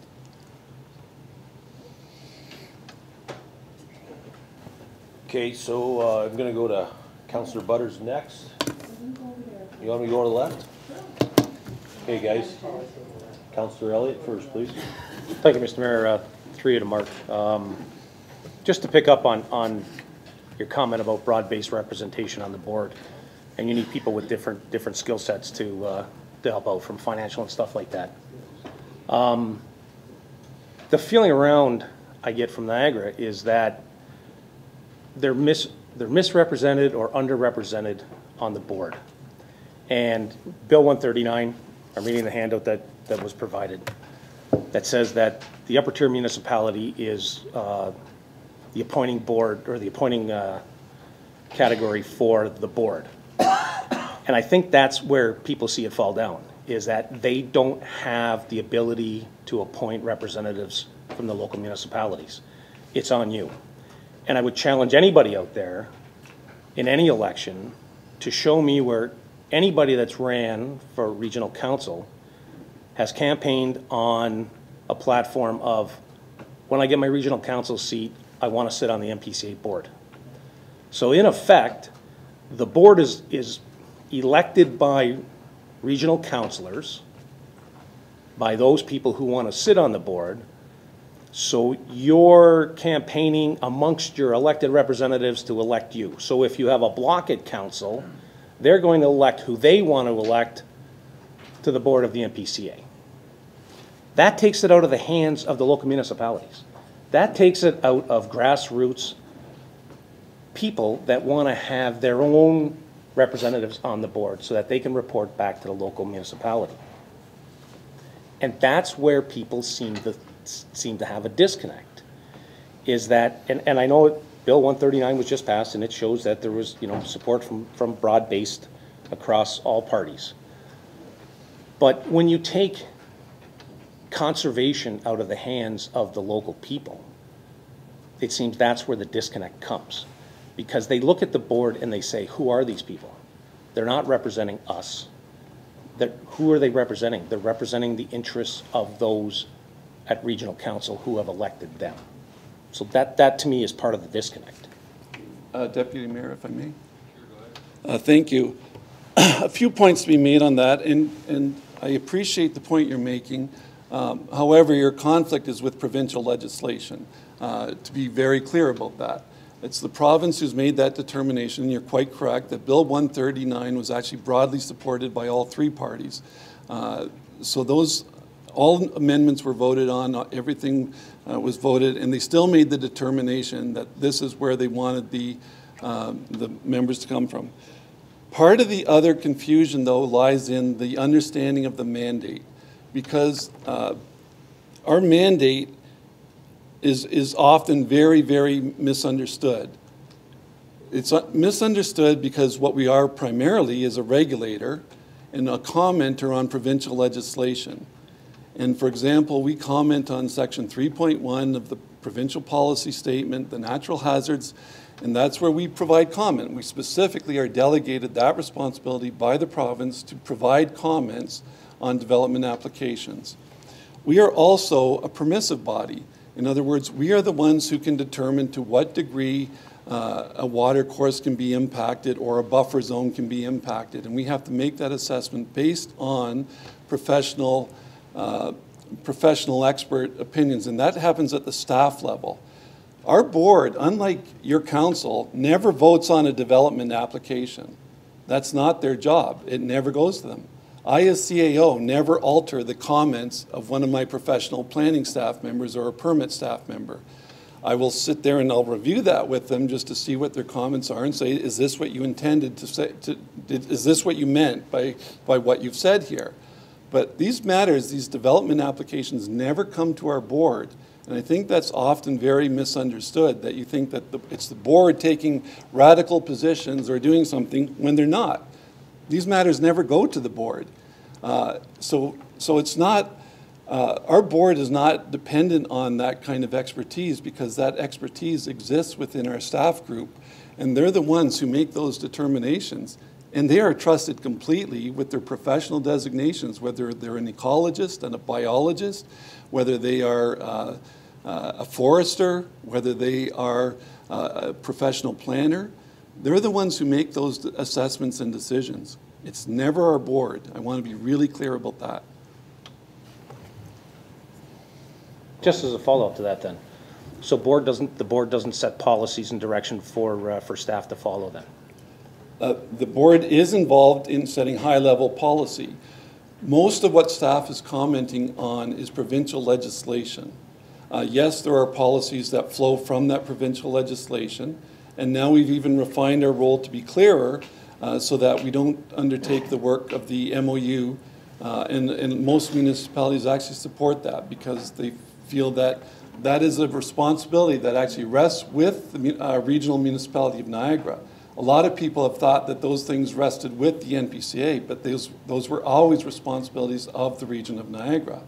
And so it's actually an exception that people would do an MOU that way. And also, to be clear, other boards throughout Ontario, other conservation authorities, have boards that are largely elected members. It's just the way it is. It's pretty standard across the province, and it would be very rare when you would ever have a citizen-dominated conservation authority, and I think it's because of the complexity involved. Okay, and just one last question. You were talking about how you're relying on staff to make comment. Who sets the framework for the parameters that staff make comments under? Legislation. Is there a wide range that staff can comment to? Because a lot of people seem to think that Mpca has gone pro-development as opposed to pro-conservation. And if you've got staff in place that would lean one way or the other, and it appears, to a lot of people, that Mpca has turned into pro-development. And if your staff that you hire has a tendency to lean one way towards pro-development, that seems to be the issue that a lot of people have around Niagara. And I know that that's not a board decision, that is staff decision, but all staff decisions would have to be reviewed by the board. No. They're not? So staff just makes their decisions and the board has nothing to do with it? Thank you, and thank you for the question. Appreciate that. Staff do not prepare a report that goes to our board on these matters. They go directly to the municipality, wherever the application is coming from. So the Port Colborne or Niagara Falls circulates an application, a development application. Our staff prepare comments. At most, and not on every single one, but certainly on a complex one, I'll take a look at it. Not to change, because I'll always ask them, is this reflective of your professional viewpoint? Yes, it is. It's shaped by, largely, the starting point is provincial legislation. And they'll tell you exactly what they're commenting on and what the basis is for commenting on that. They'll say, here are some mitigation measures that can be put in place. It is, I can tell you 100%, neither our board nor our staff is given any directive to be pro-development or or anti-development.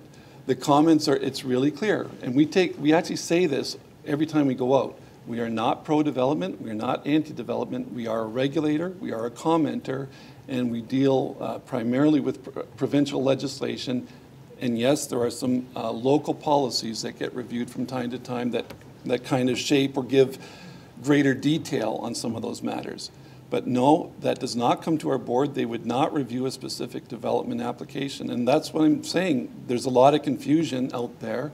And that's one of the reasons that we in the region parted ways on that MOU, to make it clear that the regional responsibilities that they are responsible for, they said they wanted to be responsible for regulating on those policies that are theirs. Okay, I know B, you had your hand up, and Barb, do you guys want to, Barb, you want to go first? You had your hand up first, or do you want to go B? Go ahead, B, thank you. Through you to the speaker, thank you for coming. I just need to ask you just a couple of questions, Mark. You mentioned in your message to us that you had hired a procurement officer. Can you tell me when that was done, the date? The actual hire would have been, the commitment to do it was made at the time I became the CAO. That was part of my pitch to the board, was that I felt we needed that. It was a position I had identified back from 2014 or 2015 that we would need to do once budget was there. First chance I had to implement it through the budget process, I was able to do that. And the person came on board no more than a month and a half ago. I couldn't tell you the exact date, but it's recent. But yes, a very important position, and we've been making great use of it already. Mm-hmm. And so prior to that, because you said you wanted to make that one of your goals was to get that person hired, Yep. How were those issues handled? I would say imperfectly. Okay. I wouldn't say, I would say not horribly, but I would say. Well, that's your opinion, but. No, yeah. No. With all due respect, we have many people who handle the processing, and it involves, and there's policy for it that's very clear. It tells you when you need 3 written quotes. It tells you when you need to go for RFP. It tells you when you need board approval. It tells you when you need CAO approval. There's various thresholds in place. There's a clear policy on it. I'm just saying that it gets done even more consistently now that we've gone to procurement specialists. Good. But we've handled some massive projects and handled them really well. And then I would say that there's also been some along the way in the last, some that were less than ideal in terms of how they were done. But they weren't, I think you would be surprised that for the most part, procurement has been handled reasonably, but not as professionally as it is now. Okay, thank you. And you did mention a couple of times when you spoke about the criteria and stuff and skill set.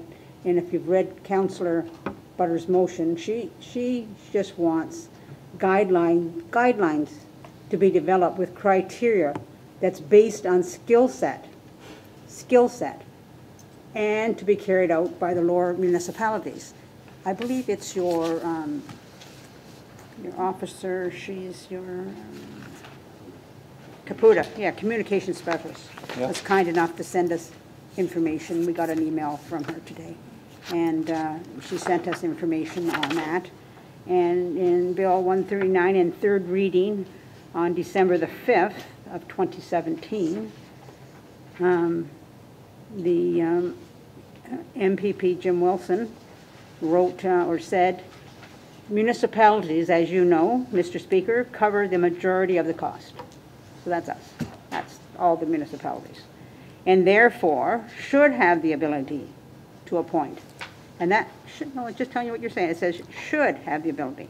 And that's all we're really saying, that we think it's important that we have individuals on that committee that have the skill set. Oh, I'm not finished. Then you can talk all you want after I'm finished. But I get to finish first. Yeah, write it down, then you'll remember to ask me back. Okay. Yep. Your mandate, which you gave us a book tonight as well, and it says your mandate of the Conservation Authority as set out in Section 20 of the Conservation Authorities Act is to establish and undertake programs designed to further conservation, restoration, which is a really important one to me, restoration, development and management of natural resources. And you do that, or you say the board does that, improve the quality of lands and waters, contribute to public safety from flooding and erosion, provide acquisition of conservation and hazardous lands, and enhance the quality of life in its watershed by using lands for recreation, heritage, preservation, and conservation education. Correct. So the main one for me was this contribution to public safety from flooding and erosion. That's always an important one to me. We have, I believe the Conservation Authority is now involved in an area on Lakeshore Road East where that's lost. That has been totally lost on one property because all the trees were felled. No, actually I think we were told the wind blew them down, but they were all felled. And now the conservation is involved. But how do you protect that when you get notification that that's happening, but we as a municipality have not seen any action on that? I don't know if you're aware of that, or as I'm sure you must be aware of it, it must have come up at meetings. Are you aware of that area that that we as a municipality are concerned about? I'm not sure that I know the specific one you're talking about. I'd have to review the details of it. If you gave me details of it, I might have a better sense of which one we're talking about. There's not too many on Lakeshore Road East in Port Colborne. It's Lakeshore Road East, that's all I'm going to say. And again, without having spoken to our staff on the specifics of it, to actually note, because again, it comes down to provincial legislation, what can actually be put into effect and what cannot. But our staff are very vigilant in terms of reacting to these things. So without knowing what staff have said or what they've seen on the property, it would be difficult to comment specifically. Well, I would ask you then when you go back to the office, if whoever does that sort of reviewing, they would have it on record. And I would just like some comments or some answers back for that. Thank you. You're up, Mark. Now you can answer. Now you can answer. Thank you. Yeah, okay. And yes, of course, I'll be pleased to check into that one just to get the specific details. the issue of municipalities, again, when you go to provincial legislation, the municipalities they are referring to are the upper tier municipalities. So the participating municipalities with respect to the Niagara Peninsula Conservation Authority are Niagara Region, Hamilton, and Haldimand. And we serve about a quarter of each of Haldimand and Hamilton. So those are the three municipalities. They levy, we levy them for the money, so which they then obviously pass on to you to collect that money on our behalf. But we are the ones who actually establish our board. Our board would establish the budget, and we simply levy the region for those dollars. There is no, so when you talk about the municipalities, they actually do have a say here, and that's what the member is referring to, is that the participating municipalities, in this case, Niagara Region, Hamilton, and Haldimand, are all at the table on that. And we have board members from all of those areas. Sorry, Deputy Mayor, I just want to ask that, but the municipality never had an opportunity to appoint that person. They do not have that right, no. Okay. That's it. Thank you. Okay, for now, I think we'll go to Councillor Butters. Thank you, Mr. Deputy Mayor. Mr. Brickell, you seem to be puzzled at why I would have this loss of confidence. And I'm going to remind you of last winter's meeting in November, where most of the people around this horseshoe brought up a lot of salient points. I had a whole list of stuff. I appreciate what you've brought here. I appreciate what you've sent, but nothing in what you've said today addresses anything that was said back in November, December time frame. Any of the concerns that were brought forward, you've chosen not to go there, and that's fine. You don't have to. I think the icing on the cake for me last November was the last document that you circulated that slammed Mr. Smith again after you'd already lost, the Mpca had already lost that lawsuit in the court, and it was an actual attempt, in my opinion, to really subvert what Judge Ramsey's decision and words were. And that, I'm not kidding you, my head almost exploded when that got passed out from one of your staffers. I saw absolute red. It made me so angry, I would have liked to have just walked over and punched my fist through a wall, because it was so unfair. Because it was deliberate. At that point in time, for me, I was done. At that point in time, my confidence went to 0. If it was maybe hovering at, 10 or 15, it bottomed out. And that's a sad thing, because a few years ago, I did sit on that board. And I was proud and happy to sit on that board. Not so much the last few years, from what I've observed. And I'm not going to go into like the stuff that was said back in November, December, but only to say you haven't addressed those things. There's still an outstanding lawsuit against a former worker there. The region of Niagara, I believe they passed a motion asking for you to release the amounts of monies that have been spent on when you purged a whole bunch of people that had worked, upwards of, I don't even know how many years, over 20 years for the Mpca. They all got canned. We never ever have heard what kind of monies it costs to get rid of them. The Mpca has chosen not to release that information, and you don't have to, I guess, although the region has asked you to. So when I say I don't have confidence, that's kind of like the tip of that iceberg. I appreciate what you've brought here, and the people that actually do the work in the Mpca, I have the highest amount of respect for. I truly do. But what happened here last November, December, I'm not going to forget that anytime soon, because that destroyed any kind of trust for me. That destroyed any kind of confidence for me when you guys did that. And you guys did that. You guys did that, not me. So to come back and say to me that I need evidence of whatever, your own actions have spoken louder than any words from at that point in time. And you want to make things right, great. You'll be making it right with somebody else, because I'm not taking down this motion, and I'm hoping that everybody in around this horseshoe is going to vote for it. It's the next logical step in my mind. I want to get the politics the hell out of the Mpca. I want it out of the Mpca, and I want actually people there who have skill sets that are not politically connected, that don't have political agendas, because I think that's where a lot of this went off the rails in the past. And you know what? It's like one small step, and you could be back there in a heartbeat. And that, thank you, Deputy Mayor, for your patience. Okay, Mark, you're up. If I may address some of that, and I appreciate that, the comments and/or perspective. I think we've been very clear about addressing virtually every point that was raised, and we've actually published it out on our website. Lots of information has been disclosed. We have a new website, www.npcadialogue.ca, where we actually put out a lot of these documents where there's been questions about it. We've also spent a lot of time answering very directly all the questions put before us. When it comes to HR matters, you know I can't comment on that, and it would be inappropriate for me to comment on that. You wouldn't do that, and I can't do that either.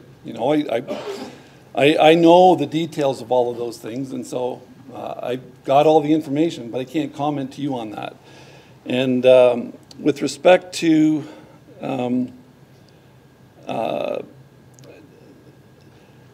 then you raise the legal matter with an individual, and there's parts of that I do understand the specific point. I remember when you got angry last time and what you were upset about in that judgment, and I remember the statement, and yeah, I get that one. But there's lots of things in that decision that are challenging, and the lawsuit was never fought on its merits. This was just as to whether a government, or in this case Mpca, could even sue a citizen specifically for defamation, and that was determined clearly by the courts that could not happen. Now, having said that, the merits of the case were never ever discussed nor debated, and yes, there's all kinds of stuff that we could get into on that side, but I think we're trying to move on and say, okay, let's move to a new point.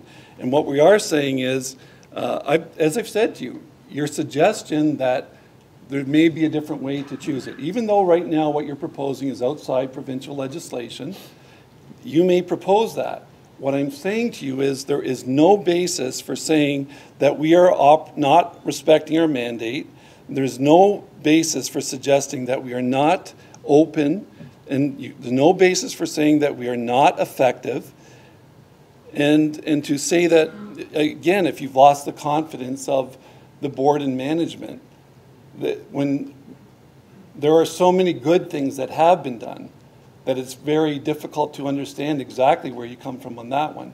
I understand some of the arguments you make, but I don't understand those things. Your call for this, if your council wants to say, province, we should choose our members differently, that's one thing. I am saying your whereases are not correct and not rooted in fact. It is.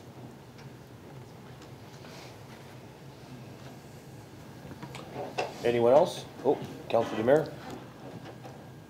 Thank you, Mr. Acting Deputy Mayor, through you to the presenter again. What I'm hearing here is we've turned a page. It's a new day. Let's move on. But that's just not correct. Nothing, the players are the same. And as long as the players are the same, how on earth could we possibly believe that we're not going to go back to what caused the problems in the beginning? We just can't. We don't have confidence. It's that simple. We don't have confidence. I don't have confidence. I can say that. So if I can add one more thing, Deputy Mayor, obviously the municipal elections are coming up this year. So no matter what, there's going to be a new board at that time. The whole idea is that there's a 4-year appointment. That's what happens.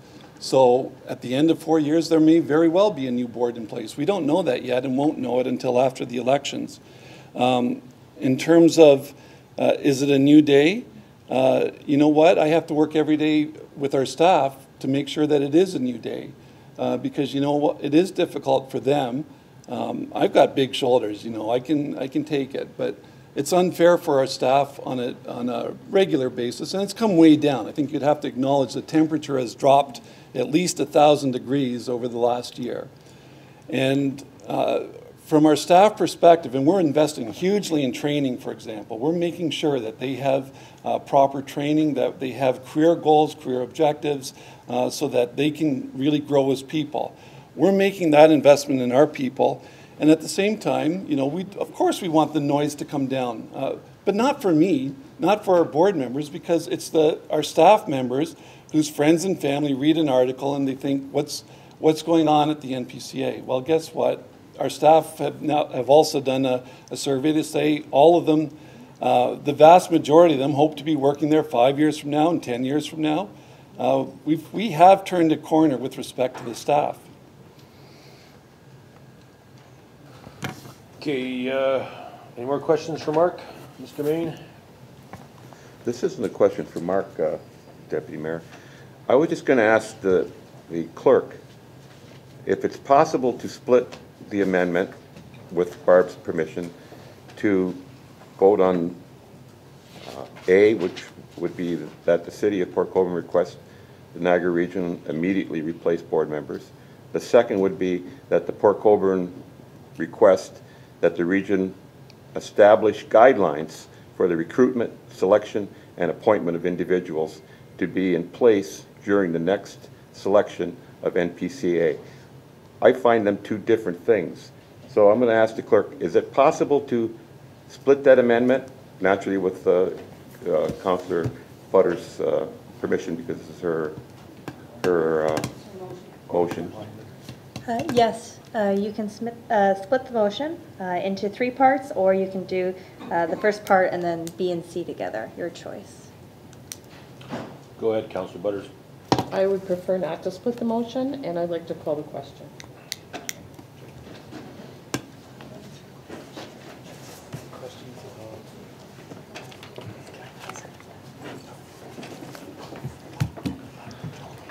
Getting all kinds of great direction here. So I guess Mr. Main's asked for it to be split, and apparently either it's that way or no way, right? If you wishes it that way, yes. The question's been called. Well, this is Barb's amendment, right? Yeah. So okay, it's my amendment to split them, and that's pretty well the way I would like it, just for the simple fact it's less confusing. We've got 6 or 7 months to go, and it's going to take them at least that to do all the logistics to do what Barb wants. So. Councillor Doucette. Point of order. Question's been called. No more discussion. Let's get to it. Okay. So, no more questions. No, but the vote does need to be split. Okay, apparently we need to split the vote. So we need a motion to, Sorry, I'll clarify. Councillor May's request is not an amendment. Once you request to split the vote can be split, and no vote is required on that. So he can, the Deputy Mayor can call the first portion of the vote and then call the second portion right now. No, neither am I. I'm sorry. So the motion has 3 portions, and Councillor Main has requested that the vote be split. So if he does not. So that is just a request, it's not an amendment, because he's not changing any wording to the amendment. It's just how we're voting on it. So you're voting on all 3 parts, but the Deputy Mayor will call once, he'll call twice, and then he'll call a 3rd time. There'll be 3 separate votes in the minutes. I'm sorry, I've got to check with the clerk here. Okay. So we're going to get the clerk to read these 3 items, and then we're going to call for the vote, I guess, right? One at a time. So the first motion on the floor will be that the City of Port Colborne requests that the Region of Niagara immediately replace board members of the Mpca with members selected by the lower tier municipalities. So call for the vote. All those in favor? All opposed? So that one would be carried. We'll go to the second item. So the second motion on the floor is that the City of Port Colborne requests that the Region of Niagara establish guidelines for the recruitment, selection, and appointment of individuals to be placed during the next selection of the Mpca board members. So once again, we'll call for the vote. All in favor? All opposed? Well, that was a no-brainer. And then item 3. And the third motion on the floor is that the guidelines be developed with criteria that is based on skill set and be carried out by the lower tier municipalities. Once again, we'll call for the vote. All those in favor? And it's unanimous. I guess, Mark, is that?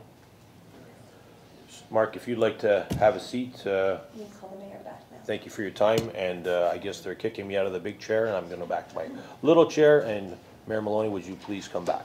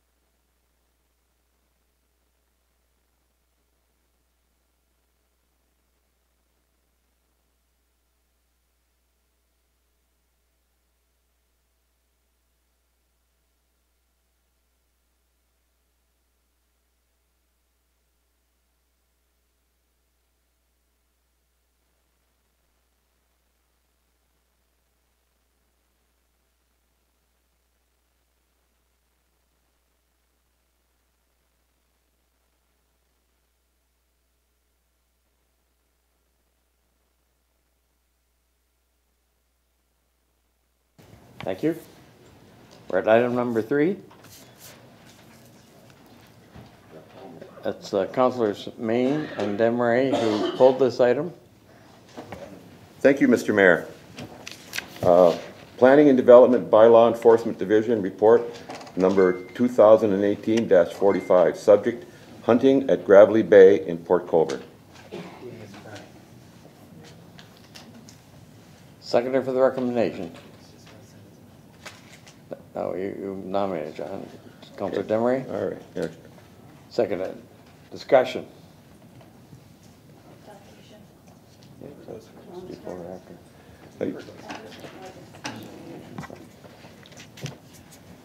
Okay, would appear that we have a delegation on this point. That is Margaret Thompson of 5 Lakewood Crescent.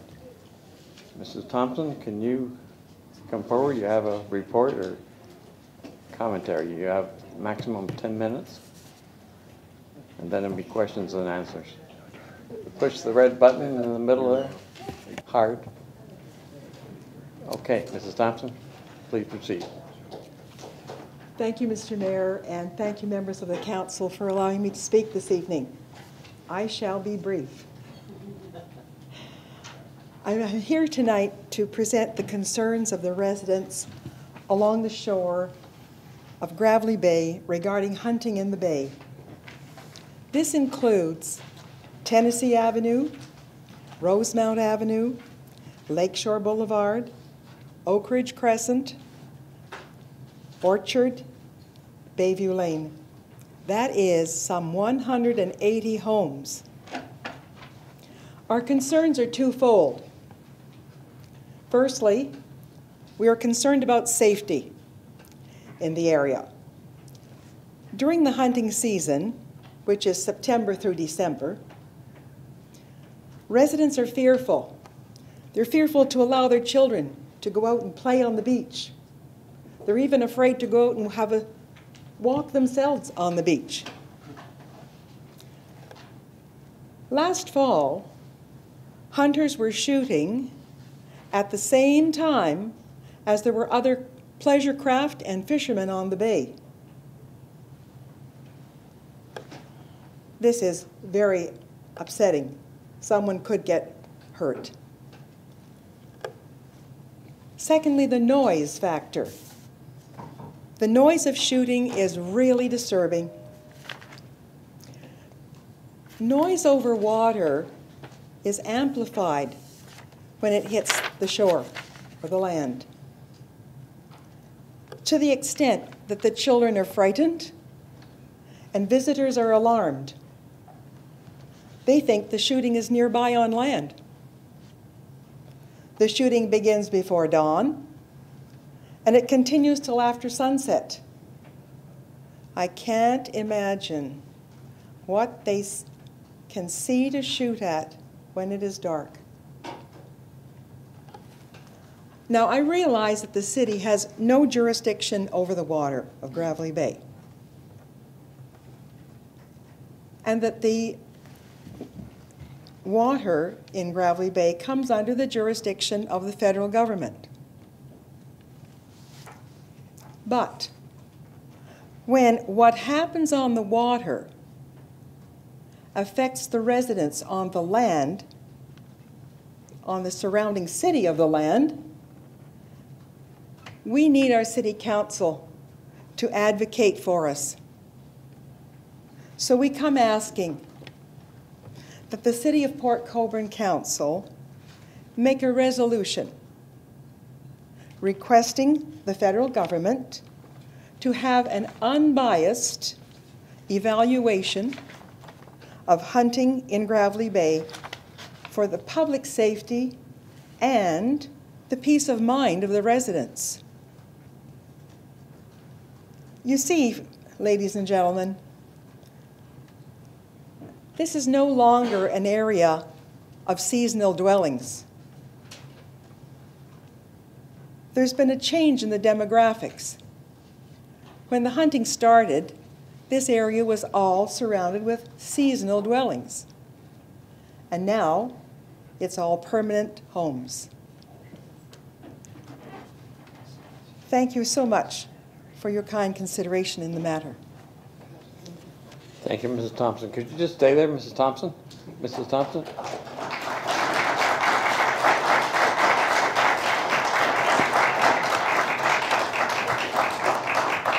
I would advise occupants of this chamber that clapping is not allowed. If it happens again, I will adjourn the meeting. I will ask you, I'm asking you now, please don't clap. If you do, I will adjourn the meeting and have you removed from this room. So please. Okay, Mrs. Thompson. Questions by members of council? Mr. Elliott. Thank you, Mayor. Through to Mrs. Thompson, and I'll call her Margaret because I know Mark. Thank you, Dave. The request from the residents is to petition the federal government, like you said, to have a third-party independent review on the current state of hunting in the bay. Am I correct? And I'm assuming that you went door to door and got the opinions of the residents near you? We most certainly have.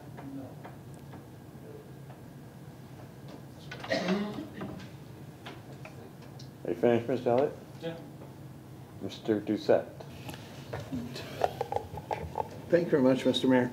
Through you to Mrs. Thompson. How long have you lived in that area? 15 years. 15? Yes. Okay. Because hunting's been going on there for as far as I can remember. That's correct. Okay. One of the issues I have with this is it says bylaw enforcement, but I don't know what bylaw has to do with it, because bylaw has no control over anything at all that has to do with the bay.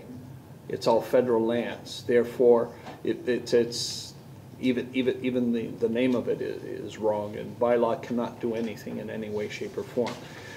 But I'm just concerned that we have maybe a couple of bad actors in some of the people that are doing some hunting too close to shore, and they should know better.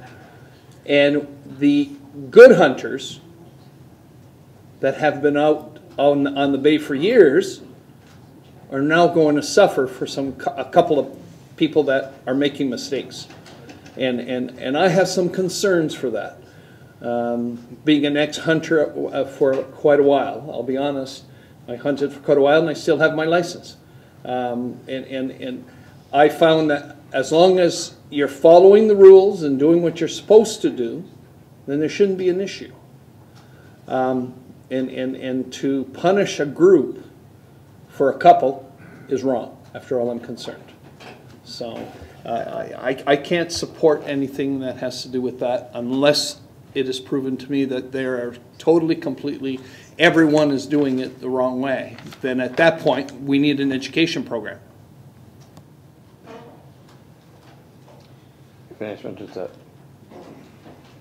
Mrs. Butters.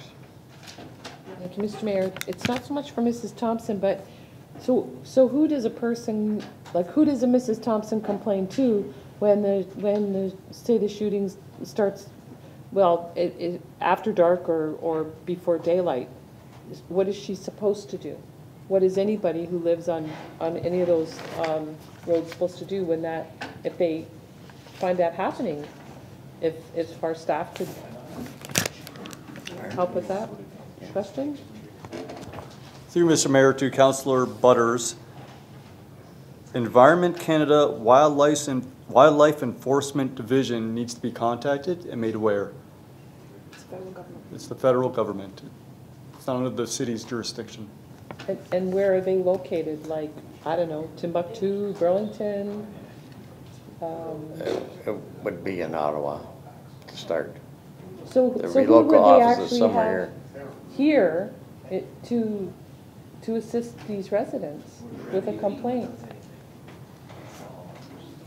Well, we have an issue here that there's no quick and easy answer. You got that right. Madam Bemery? Thank you, Mr. Mayor. Through you to Mrs. Thompson. I think your point is being made over and over again. We're proving by this discussion alone that no one knows who to call or what to do. So the public can't be expected to know that immediately either. If it's a situation with an emergency and you're really worried about what's happening, I think that the obvious thing would be to phone the police. But clearly that's not going to get you the answer you want either. So yeah, we do need to do some more work. Mr. Aquilina? Mr. Mayor, if I may, through you to Councillor Desmarais, the local contact we have is in the Vineland office on the Ministry of Natural Resources. They in turn would forward that on to Environment Canada. So the contact would go through to the Vineland office. They in turn would then inform Environment Canada. Okay, now, is there a mechanism through which all of the public would know about that, and would they have that information available to them easily? Like, can they?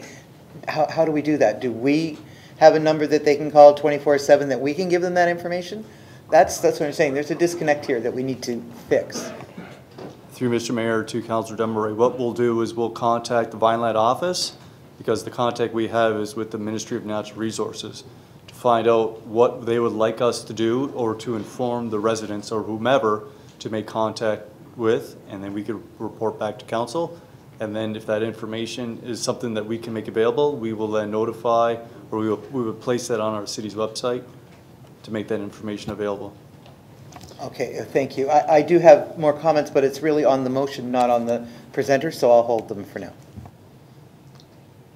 Would it not be recommended or suggested that before we go to the MNR, that we conduct our own, not a public meeting, but a, what do you call it, madam? Open house. That's it.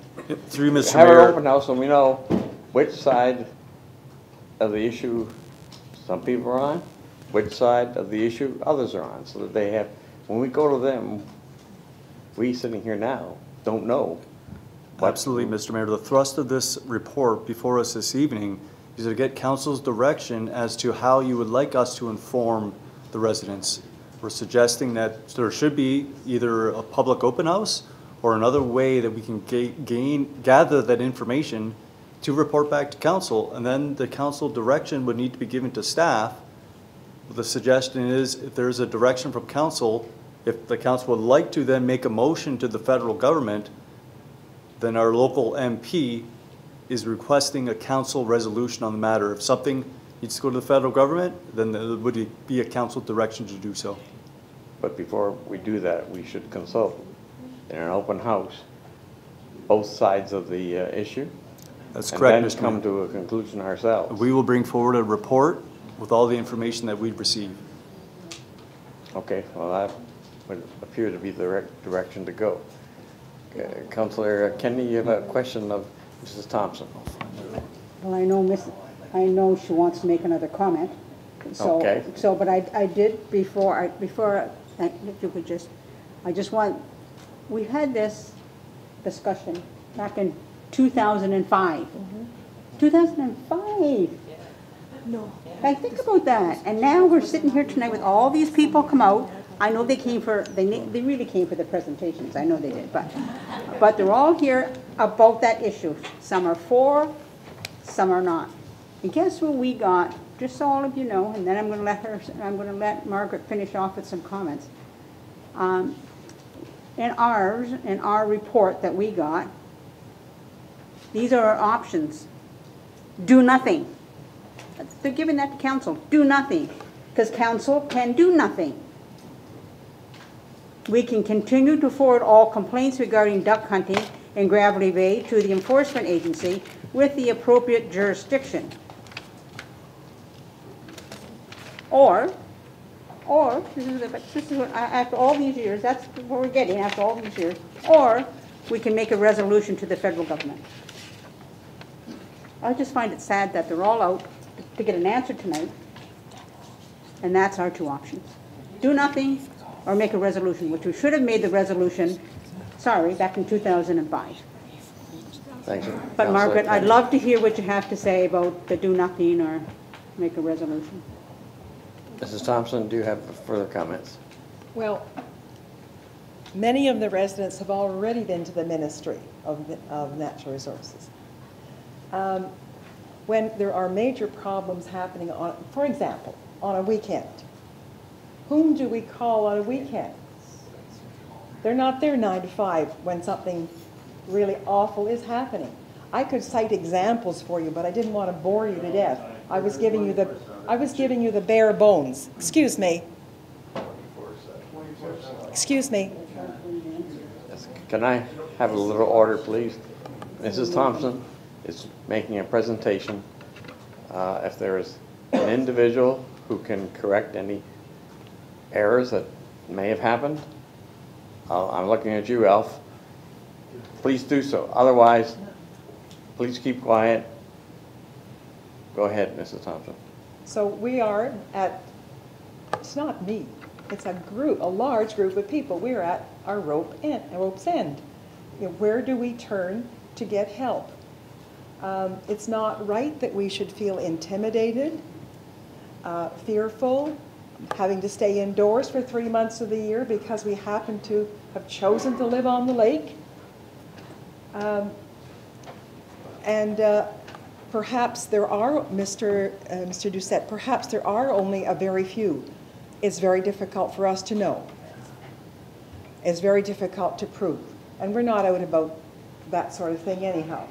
But it's just that something has to be done for us. And this is our last resort. We are your citizens.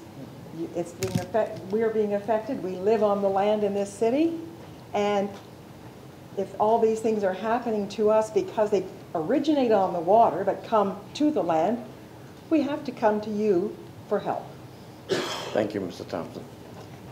Now, I call again, is there any other individual, one who is knowledgeable with the rules and regulations of the federal ministry? Come up, yes, sir. Can you come forward? Again, this is not a public meeting. This is not even the, what's that term again? Open house. And could you come forward and just identify yourself and your name and where you live?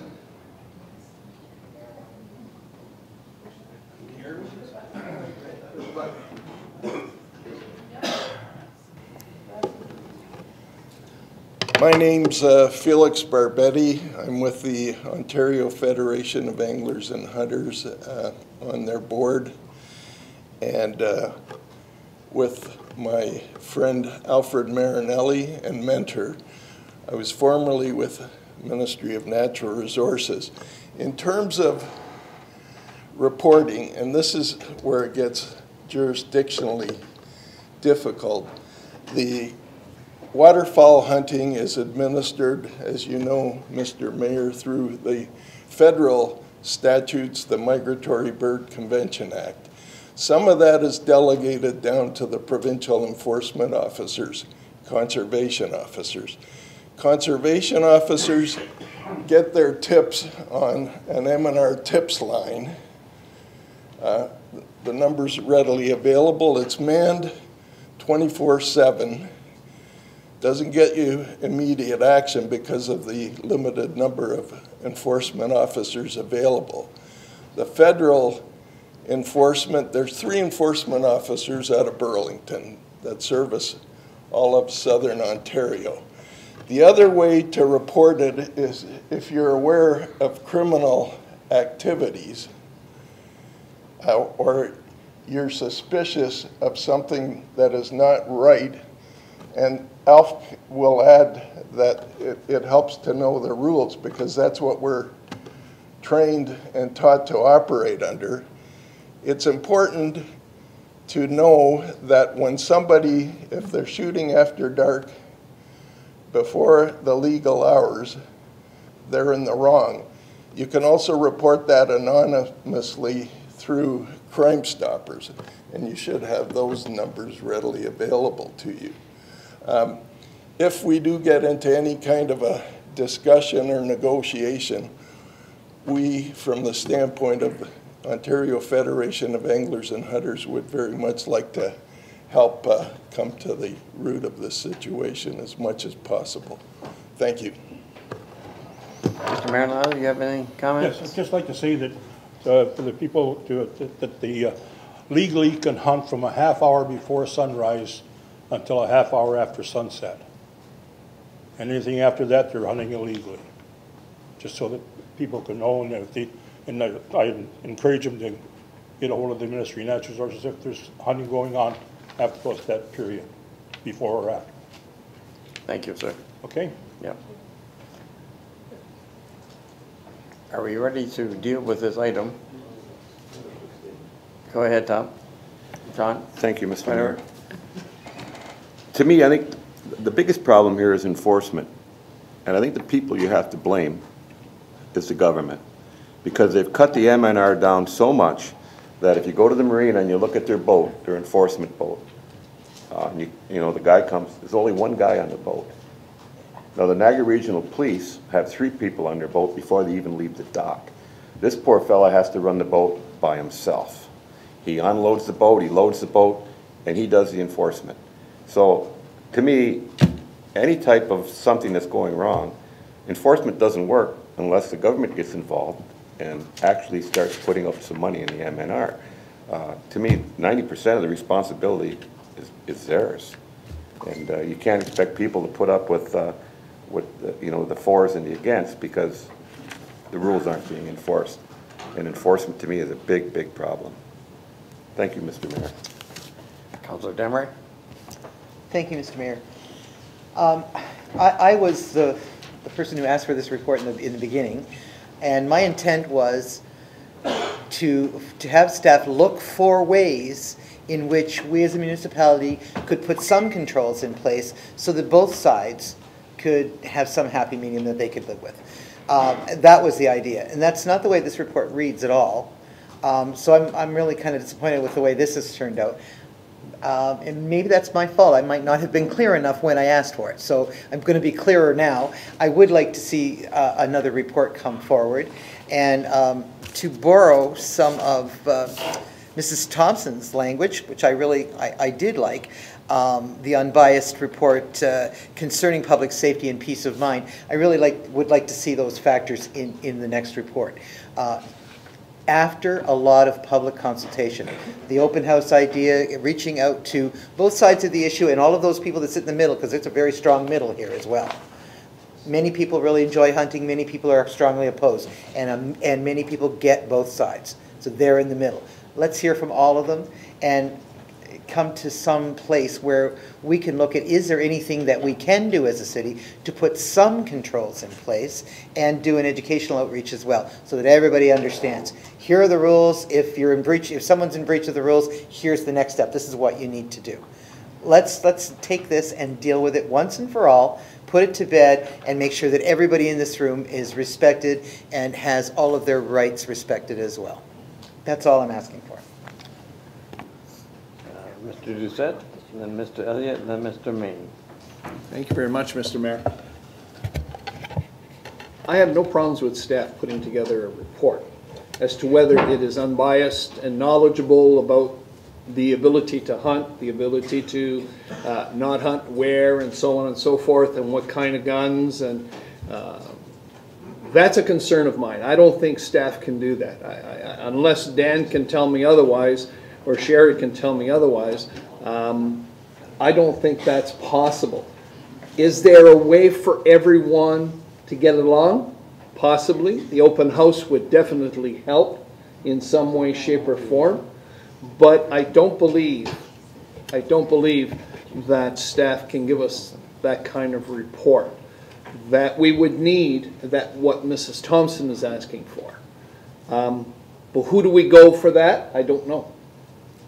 And it's possible that we may need the association of the association that the gentleman is from. I don't know.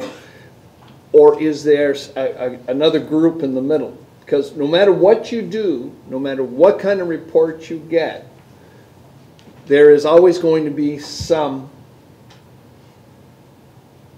disappointment in any kind of recommendation that we do. Do we need to respect everyone? And that's part of the problem. And when I talked a little while ago about bad actors, they're the ones that are causing the problem, and they are the ones that do not respect.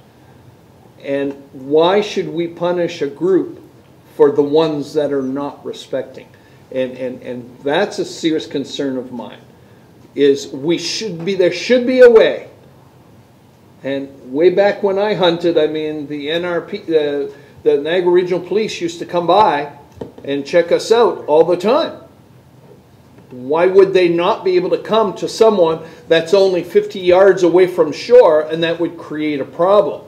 They have to be at least 100 yards away from shore, and there's only a certain type of gun that they can use. And unless they're not, if they're not doing that, then they should be charged, then they should be losing their license. But it's how do we get anyone to enforce that? I'm not sure. Because, like I said, when I did it, police used to come around all the time. They used to walk back and forth, and they used to watch the guys coming in and out, and why they're not doing it anymore, I don't know. But it's got to be, that I think is what's missing. Where are they? And how do we contact them so we can get immediate action? That's the other question I think that Mrs. Thompson needs to know, is who do we contact so we can get immediate action? Not in 5 hours when they're already off the water and way back home. That's too late. So. Thank you, Mr. Doucette. Mr. Elliott. Thank you, Mayor. It's really a polarizing issue. I mean, I understand the right to hunt. And then again, I understand the right to peaceful enjoyment of your property, which the residents have an expectation to. So it comes down to what the balance is.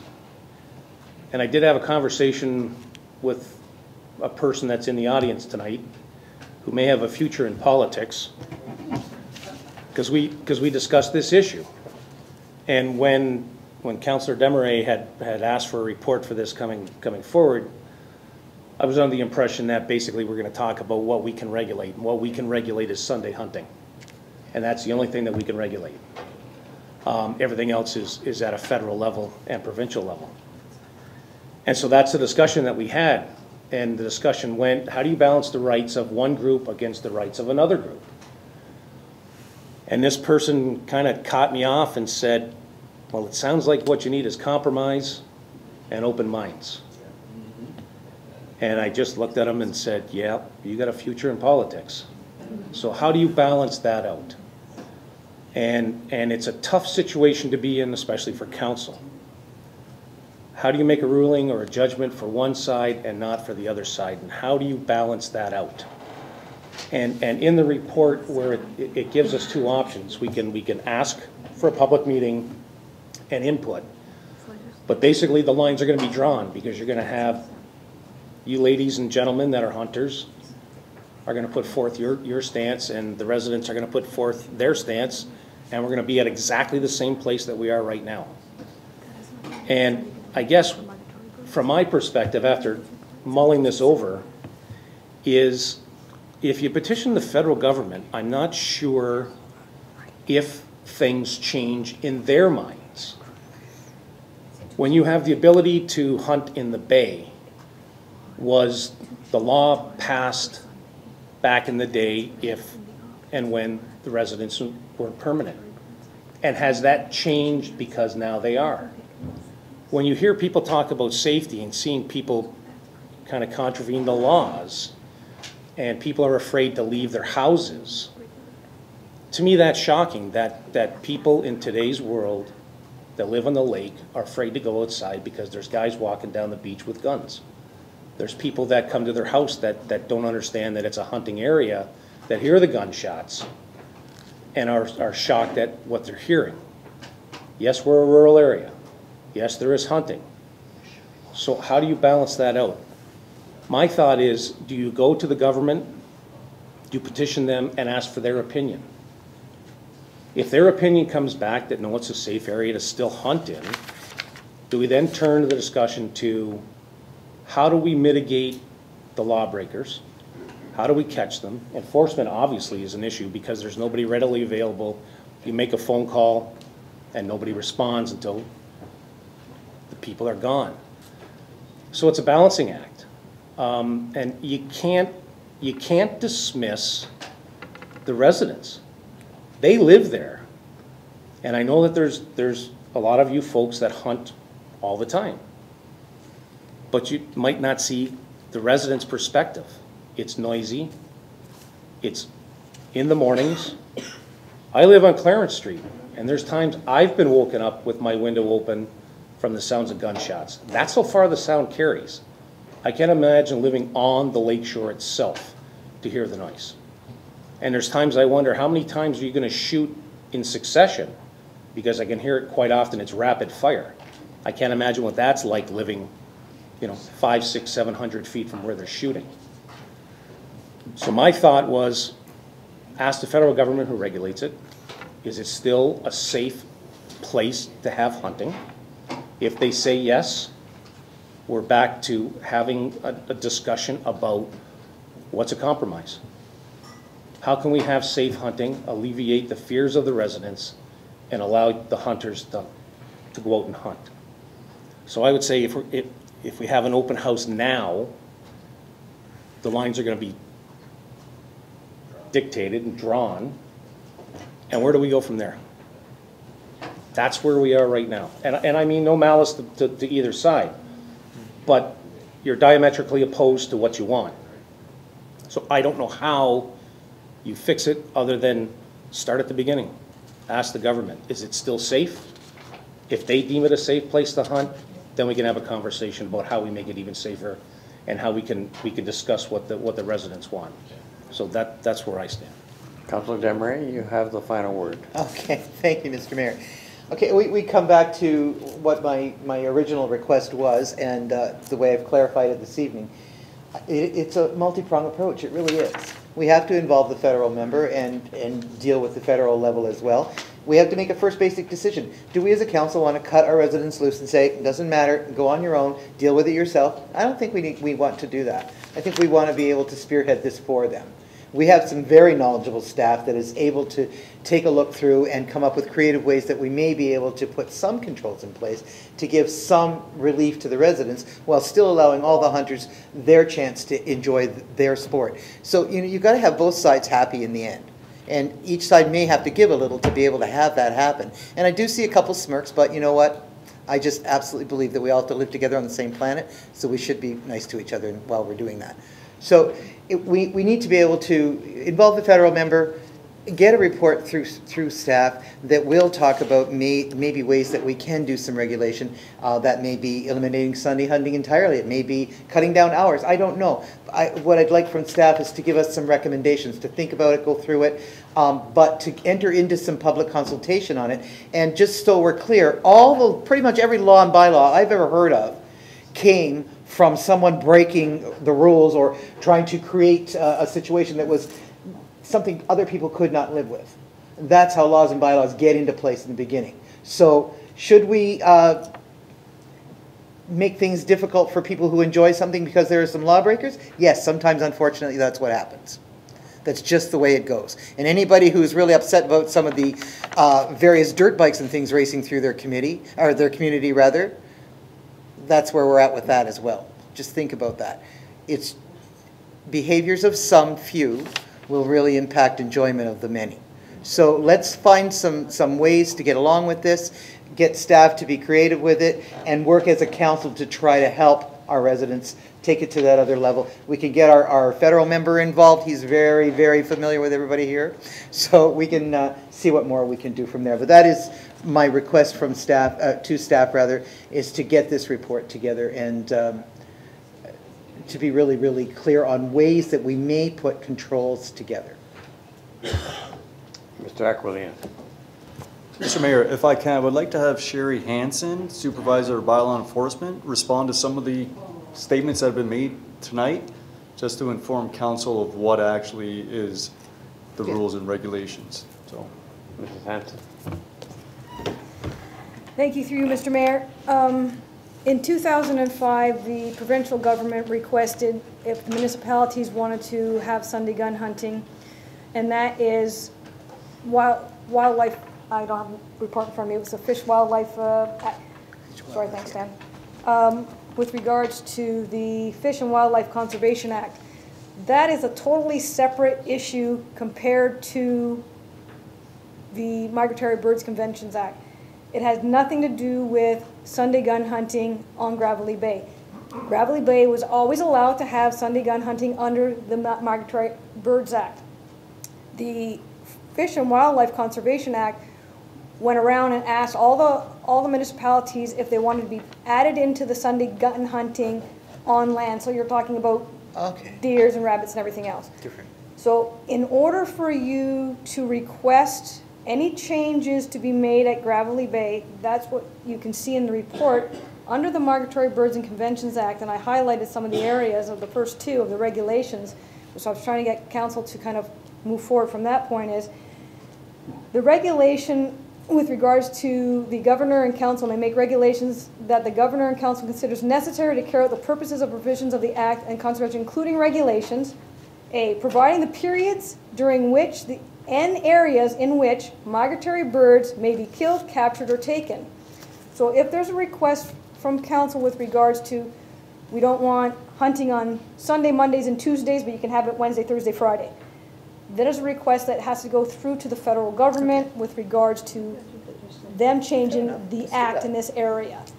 As a municipality, we can't change or regulate hunting on the bay only through this act, through the federal government. Okay. That's extremely helpful to know that piece, because I didn't understand that they were the two separate. But we can, we certainly do have control over what happens on the land and what launching facilities could or could not be used on Sundays, right? Through you, Mr. Mayor. Just saying, there are ways. The Sunday gun hunting was passed after we had an open house in 2007, and you now are allowed to do Sunday gun hunting in Port Colborne.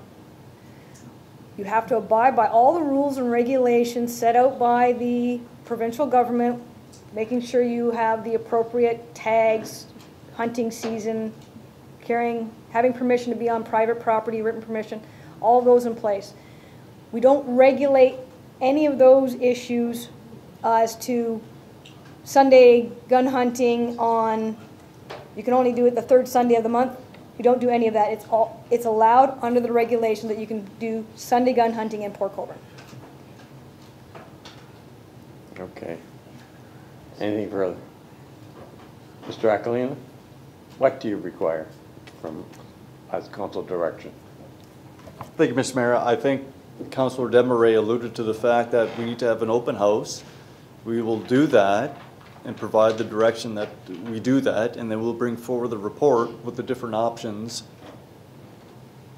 for council to make a direction. To recommend to the federal government. Yes. Mr. Maine, I'm sorry, I think I missed you. Thank you, Mr. Mayor. I just want to make a comment to Dan. Is it possible to do this, you know, we're going to do the public thing, to do the web poll as well? Because there are a lot of people that can't come. They probably feel a little bit more comfortable doing a web poll. Through That's Mr. the proper Mayor to direction. Councilor Maine, we'll look into doing that, absolutely. We're eyeing up, if we're going to have an open house, we're eyeing up late May, or probably into June, early June. We'll talk about what we can do on our website, whether it's a doodle poll or some mechanism that people can actually make information available to us that actually gives name, addresses, and that matter. But we'll bring something back to council with the completion of our results. Okay, well. Thank you. Mr. Elliott, then we're going to have the motion. Yep, thank you, Mr. Mayor. Through you to Dan. Is there any way to take measures that only allow people to vote once? Through Mr. Mayor to Councilor Elliott, I had that same question to bylaw enforcement. If we're going to do something that is on the website, we got to be sure that you either only could do it once, or it's based on name, address. There's got to be some mechanism in place that people just can't stack the deck, so to speak. There got to be the comments that come in, the submissions got to be verified. And those are the things that we would look into, absolutely.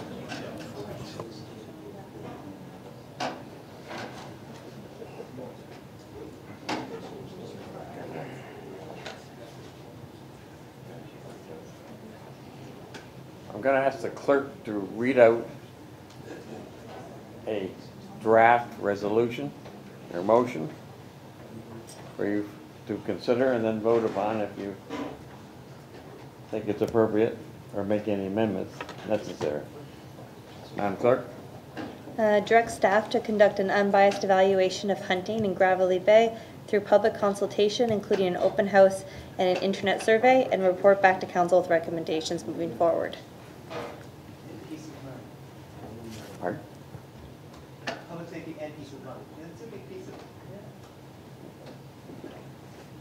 Any other comments on the draft motion? Yes, Mr. Maine. Sorry to keep bothering you, Mr. Mayor, but if we're going to have a public house, will the MP and the MPPs and all the people concerned with the MNR also be able to come? Yeah, I don't think we have to put that in the motion. I think. Okay. Yeah, that's. We'll just take Thank it you. from there. On this side, are you happy with the suggested resolution to this current issue? Does someone wish to make that motion? Councilor Desmarais, second by Councilor Maine. All those in favor? Opposed? Mr. Elliott, I think are you favor or opposed? Just yes or no? Which way? I didn't recognize your hand going up and when it went up. I'll vote in support of it, but I'm still concerned about the questions we're going to ask and how we're going to ask the questions and exactly what we're looking for. Those are details we don't have to work out today. Okay, so that being said, if we're working out details, we're gonna have a report come back and put in place the details of a future open house. Yeah. Okay. Okay. Motion is then carried then. Looking at the hands that did go up. Okay, that concludes the issue that most of you are here for. It doesn't conclude our meeting, but I'm going to perhaps call a 3-minute recess to allow you to vacate, and then we'll go back into our council meeting. Recess for 3 minutes.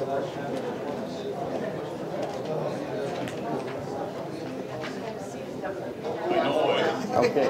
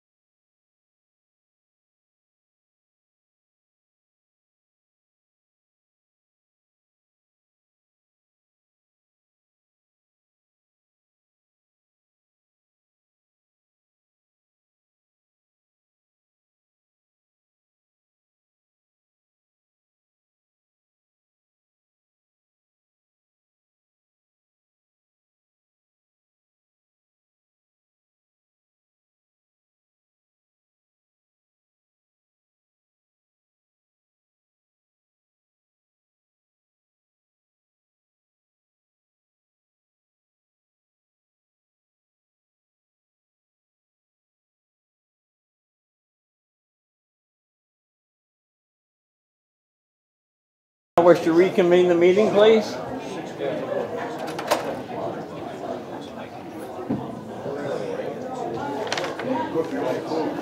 Way better. Yeah.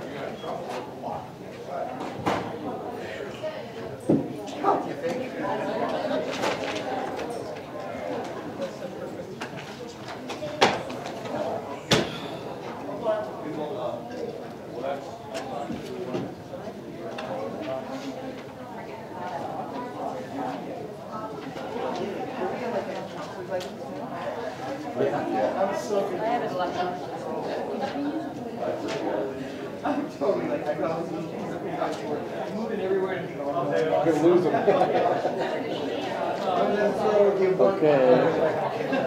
They're here, but I can't take their seat. I'm not going to worry about it.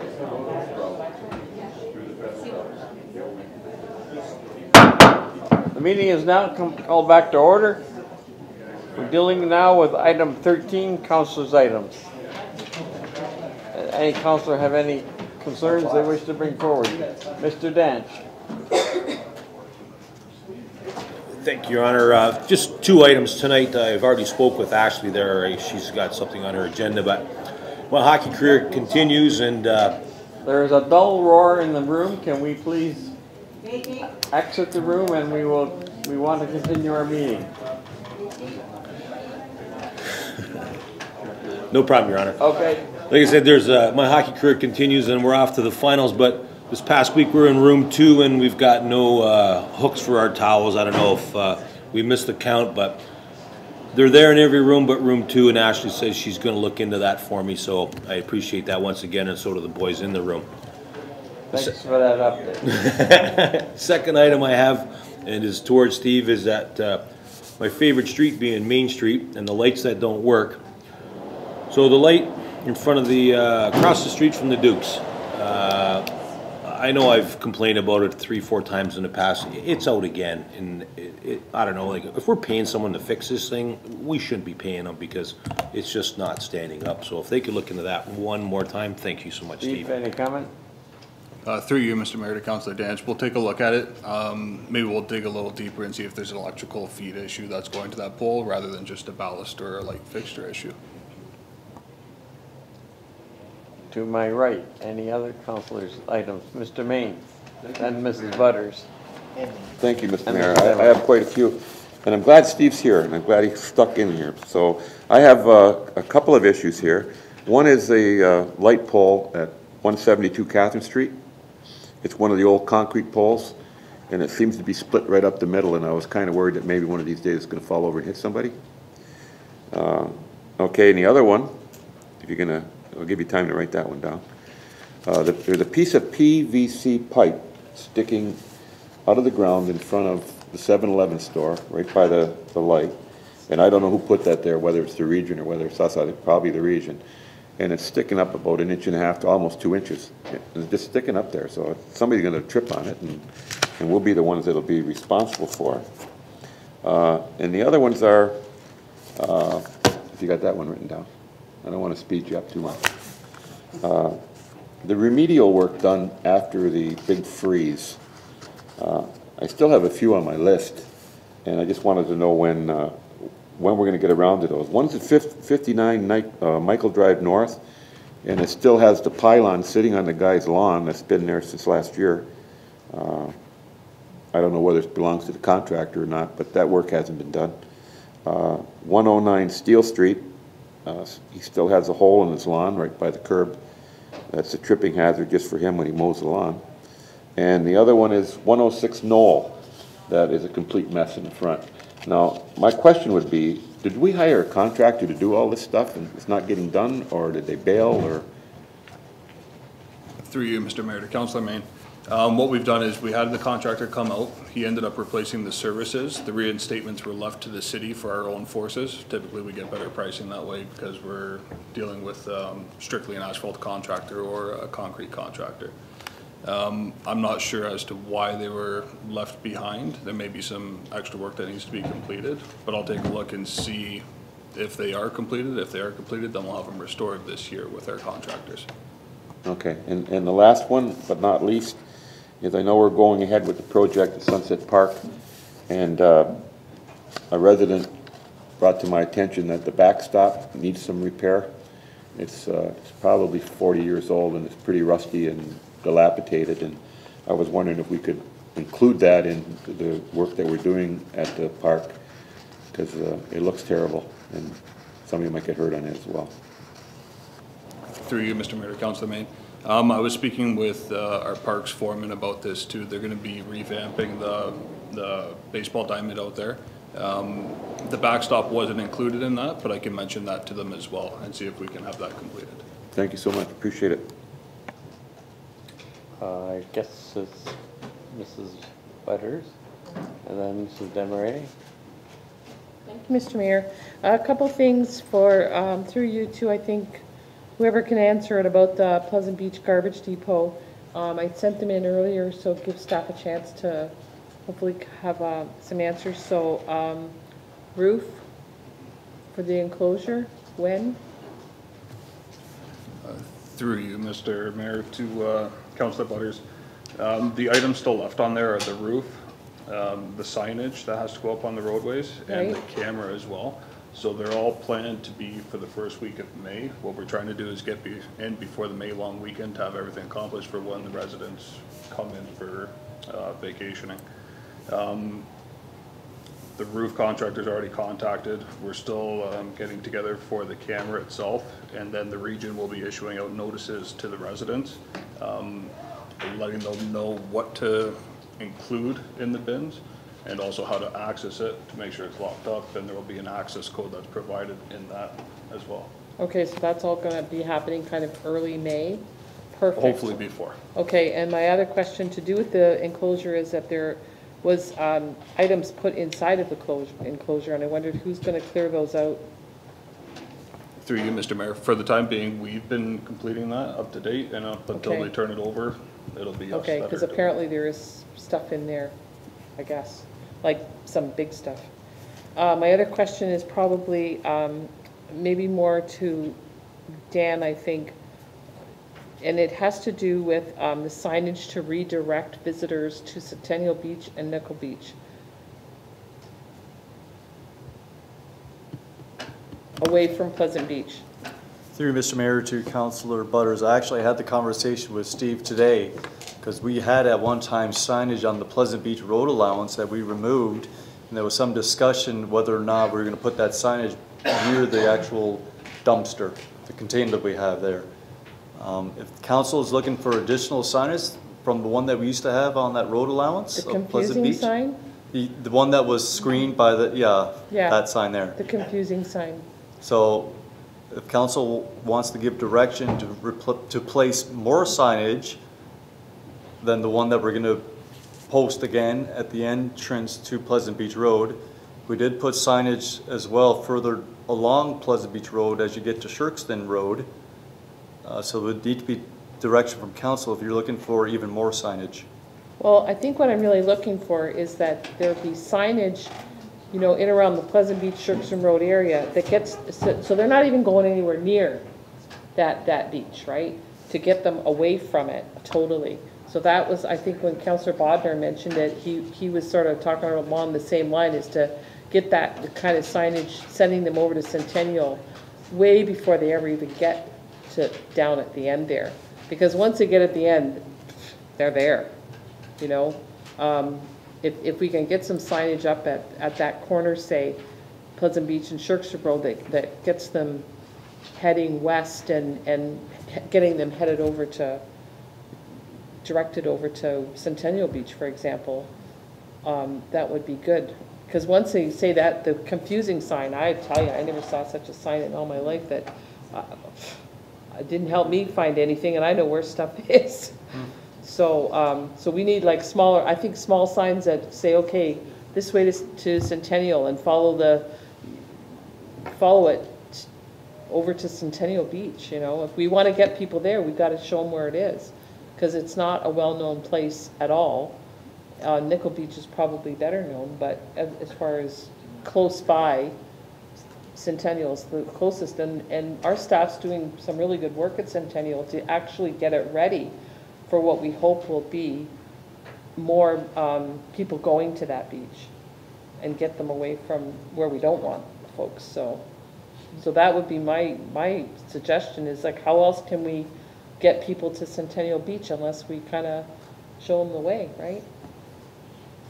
Through you, Mr. Mayor, to Councilor Butters, I do believe we put signage at the intersection of Pleasant and Sherkston, but we will then definitely have a look at it again to see if it's sufficient in size. Like when that signage there, it'll like just be kind of an arrow, and then the person turns and say goes down Sherkston Road, and then what? You know, are they on their own? Are they like, how helpful is that sign when it just sort of sends you over there and then it kind of doesn't send you anywhere further? Do you see what I mean? It has to be like a more... To Mr. Mayor, to Councilor Butters, we'll look into it. Thank you. Report back to I Council. appreciate that. And I have one more, and it has to do with the Friendship Trail, and I'm not even sure who can answer it, but there was drainage work being done between Pleasant Beach Road and Holloway Bay Road, and along the Friendship Trail section there, and there is some honking big, deep ditches on either side of that trail. Like, some people have told me they're like, I don't know, 10 feet deep. I don't know if that's accurate or not, but you could bury like an elephant in one of those. And there was some concern of the neighbors in terms of safety if you know, somebody inadvertently ends up in this big deep ditch. So is there a plan for like some kind of culverts to go in there, or is it just going to be big, huge ditches? Through you, Mr. Mayor, I can look into this tomorrow a little further into depth. Typically, if it's a municipal drain that's going back there right now. Yeah, it has to do with the municipal drain. Yep. Based on the depth, there would be certain side slopes that they maintain, but I haven't seen it myself, so I can get back to you tomorrow and give you some further details. Okay. Okay, thank you. And my last one is that I have a letter here that a resident has asked to be read out, if I may, sir. Certainly. Thank you. Ms. Butters, that's read under your auspices. So I'm asking you, Councillor Butters, to read this open letter to council staff and chambers at the next meeting unique to this issue. To your worship, Mayor Maloney, city staff, municipal councillors, and regional councillor, who are embarking on another complex situation, recreational passive lakes flooding coupled with potential aggregate plants in a quarry. I ask you all to remember the issues of the past. Pot grow up at Pinecrest. You all know that residential concerns abound, stating clearly ramifications of approving that business endeavor. You all know that capitulation prevailed over residential concerns, and approval was voted in spite of input warnings and concerns. As you all must agree via hindsight that logic did not prevail at that time, ultimately leading to questionable activity and closure of that operation. Now you again are confronted not only with residential concerns within the area of Port Colborne, but rather the whole entire Niagara area municipalities that relies on groundwater and related protection.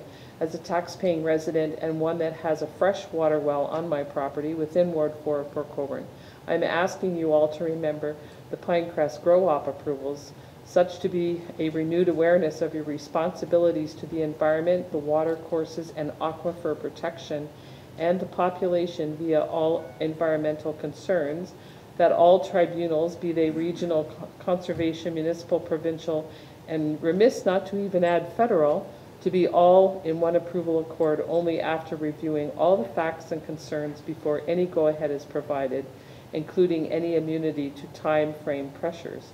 There is an old saying of Benjamin Franklin that insanity is doing the same thing over and over again and expecting a different result.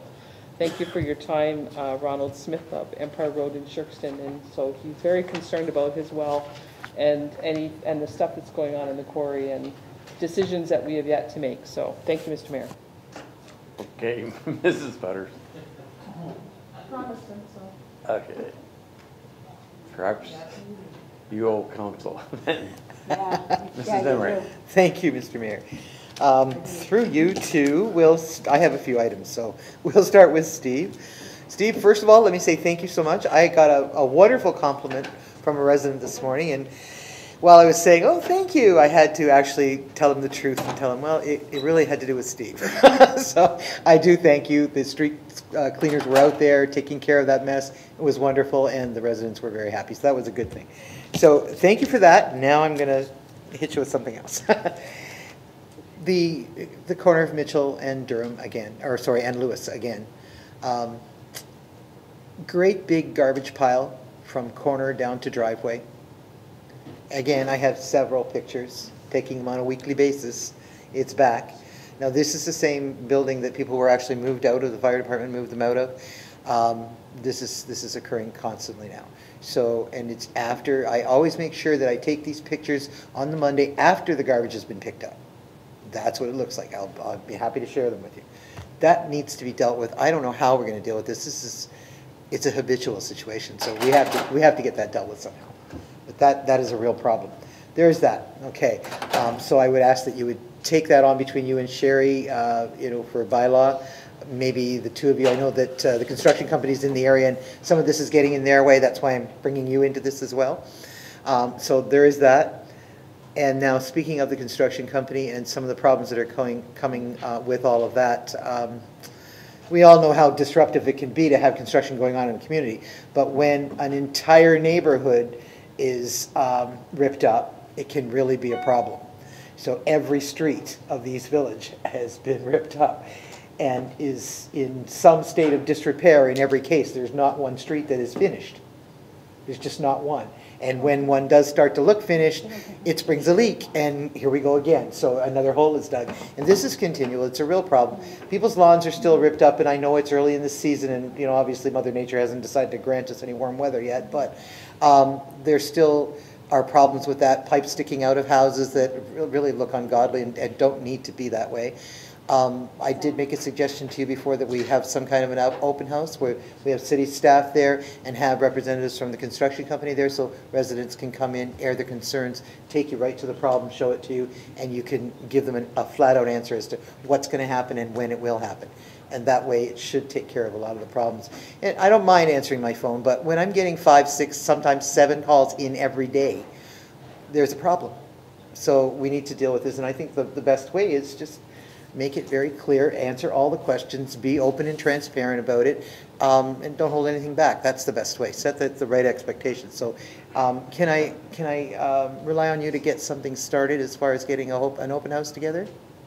Okay, good. And you'll let me know when that'll happen, and I'll make sure I will actually volunteer to drop off the flyers. That would be no problem, just so long as we can get it out there and get that done. Okay, so that's one. Garbage, the open house. Okay, there's some funding. I had someone, actually I had 4 someones message me about the Ontario Municipal Commuter Cycling Program grants that were just listed as having been given out. And I took a look at it because they were literally ranting at me because I sit on the Active Transportation Committee, and I've always been, very clear about how we need to make sure that we prominently figure cycling and that sort of thing. Well, the region actually applied for the grants. They received $2,066,000. Niagara Falls, City of Niagara Falls received $358,000. Pelham received $60,000. St. Catharines had $552,000. Thorold received $80,000, and I just got partway down the list. We're not on the list. And it boggles the mind as to why we're never on this list. One bike lane, one, Welland Street would be a good example. I mean, we have the Canada Games approaching. Welland Street is a train wreck. It leads to Nickel Beach. It would make good sense to use some of these funding dollars to put a bike lane in, fix one side of Welland Street, do something, anything. These things have to be done, and like I say, it boggles the mind as to why we're never on these lists. So I'm challenging staff to get on the list. Okay, that's what I'm doing, just challenging staff. Please get on the list. And if we don't have grant writers or staff that can write grants, then maybe we need to do what we did for Canal Days and contract that out and actually get some dollars back into the community as a result. But whatever we need to do it quickly. So that's another one. I'm just going through all my little pieces of paper that got a little mixed up in the switches we did tonight. Okay, there's that. There's Sherry's already left to it. Maybe Dan, you could deal with this one. Again, through you, Mr. Mayor, to Dan. I've received a couple of calls from people in the community that received letters from the city having to do with sheds. Are we on a shed mission, or is there something going on that I don't know about? I found that kind of odd that there would be a few of them. So is there, are we doing something there? Through Mr. Mayor to Councillor Demaray, no, there is no publication that's being sent out by the Planning and Development Department. The only thing that I could think of is that recently we've had some complaints dealing with accessory structures that have been in violation of the zoning bylaw. Okay, and do you send letters out as a result of that? Through Mr. Mayor to Councillor Demaray, yes, we would send a letter to the property owner where the violation is. That could be what's going on. I guess it's complaint driven then. So I've got appointments tomorrow to go and see these also, but I thought I'd ask about them tonight. Okay, so that, and I just have one more item, and this is more, I think, maybe to the clerk. So through you, Mr. Mayor, to the clerk. Over the past several council meetings, I've noticed that oftentimes, that there's just not time for a presenter to properly finish their presentation with this 10-minute timeline. And I noticed it again tonight with Port Cares. There's some pretty important stuff that was being said there, stuff that can educate not just council but the room as well. And it had to be cut off because of the time limit. Mind you, that time limit didn't exactly extend to Mpca. They went for almost 15 minutes, but anyway, that's fine. But in any case, I'm wondering, I was thinking about putting a notice of motion together and writing a motion about changing this, but can it be changed a different way? Could we maybe extend that 10 minutes to 15 minutes? Because oftentimes, like even with the economic development plan, that could have maybe gone a couple of more minutes. Sometimes there's really good information that we need to have. Madam Clerk, do you have a comment? Yes, I intend to do a review of the procedural bylaw post-election, so I can review that then. Currently, if there is someone that you do want to extend the time for, at the end of the 10 minutes, you can pass a motion to waive the rules of procedure, which just takes a majority vote. Oh. Excellent. Thank you so much. But on that note, I mean, if I'm trying to run a meeting, if you give people 10 minutes, they'll take 12. And I give them 12. If they give them 15, they'll take 17 or longer. It's a question of, I use the analogy, the Supreme Court of Canada, you have 10 minutes to make your presentation. Yeah. Okay, if a person can't make a presentation within the design period, then they've got the problem. And I'd like your direction, because I'd like to cut them off right at 10 minutes. Okay. As a courtesy, allow them to continue. But is it fair for one group and not the other group? And I understand what you're saying there. I don't disagree, because sometimes giving 10 minutes to some people is a big mistake. But, there are some cases when it's a presentation that is being made that'll have several slides or whatever, and it has something to do with, like the economic development presentation was really important to the future of the city. I would have liked to have been able to heard more, seen more. I mean, he did wrap it up, but he rushed the end part. Maybe a special time could be booked for certain people, and that they would have to actually be approved when they register, that sort of thing. I don't know, but maybe some thought could go into how we can make this work. We've had the clerk say she's looking into various matters, of which this is one, and that let's wait. Okay. See what magic. In the meantime, if there's anything, we can always move to extend it. That's good. Yeah, just picking up on what Councillor Demaray said. Like when Paul Blais was here, we contracted that report. Really, he's not a delegation. He's actually bringing us the report that we asked for, and we limit him to 10 minutes. That's not right. There should be like a delegation list, is one thing. But when somebody's making a presentation that we paid for, how do you cut the guy off at 10 minutes? He's giving you a report that you contracted, and you're telling him, okay, you got to tell me everything that we contracted you for in 10 minutes, and you got to go. That doesn't make sense. That we got to split it out, because there is often times when people are coming here at our request, right? And we're saying you only have 10 minutes, so you're just like a delegation. I understand that 10 minutes for delegations, but it should be a two-tiered system where when we've requested somebody to attend, you can talk till you're done. When it's delegation wanting to bring an issue forward, you got 10 minutes or less. Just my 2 cents. And the other part is a lot of these interventions tonight that the questions went on and on and on. And so part of that was our responsibility, asking questions. Be short, sweet, to the point. We might want to even limit the number of items on a council meeting because, you know, this moves a little slower, but we get the most information that they can to make the best decisions. Well, we'll turn all these problems and concerns to our clerk and we'll have a report back in a reasonable time. No, shorter than 6 months. Mr. Maine, you have another comment or question? Just a quick one. When are we going to put this guy to work? He's been sitting here all night doing nothing. I'm waiting. Okay. Are there any staff responses to previous councilors' inquiries?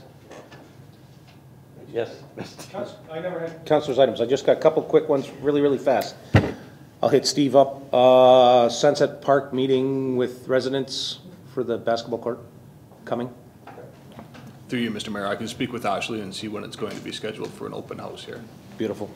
Number 2, I noticed somebody doing locates today at the corner of Catherine and Clarence, obviously for the crosswalk. Is that what it was? Are we going forward with that? Through you, Mr. Mayor, to Councilor Elliott. I'm not sure what the locates would have been called in for at this time yet. We're still going through a design phase. It's going to be surveyed and we're still progressing with that. Okay, it looked more like survey and they had big pole? Yeah, okay. And third thing real quick, on your list for road resurfacing, we have full resurfacing West Street from Clarence to Park. Question is, if and when we get to the CIP, are we going to tear that road up again and redo it? Through you, Mr. Mayor. We would try to preserve that the best we can. We just did the sidewalk, I believe it was last year too, so we would try to keep that as much as we can. Near the weir there, though, it would need to be revamped somewhat at that point, but we would try to retain as much of the construction that we've already done already. Okay, so we'll pave it and try to work around it. Okay, and one last quick thing, and I'll throw this out to whoever, and I don't know if anybody can even answer it. The bridge that goes, or the former train bridge that has a name on it that we'd rather not say anymore. Can we get anybody to paint that again? I mean, that bridge has sat there for years like that, and why can't we get somebody to paint it and spruce it up? Who do we ask to do that? Mr. Aquilina? Thank you, Mr. Mayor. Through you to Councilor Elliott. We do have some monies in our site cleanups under bylaw enforcement. We could look into tapping into that and getting that done.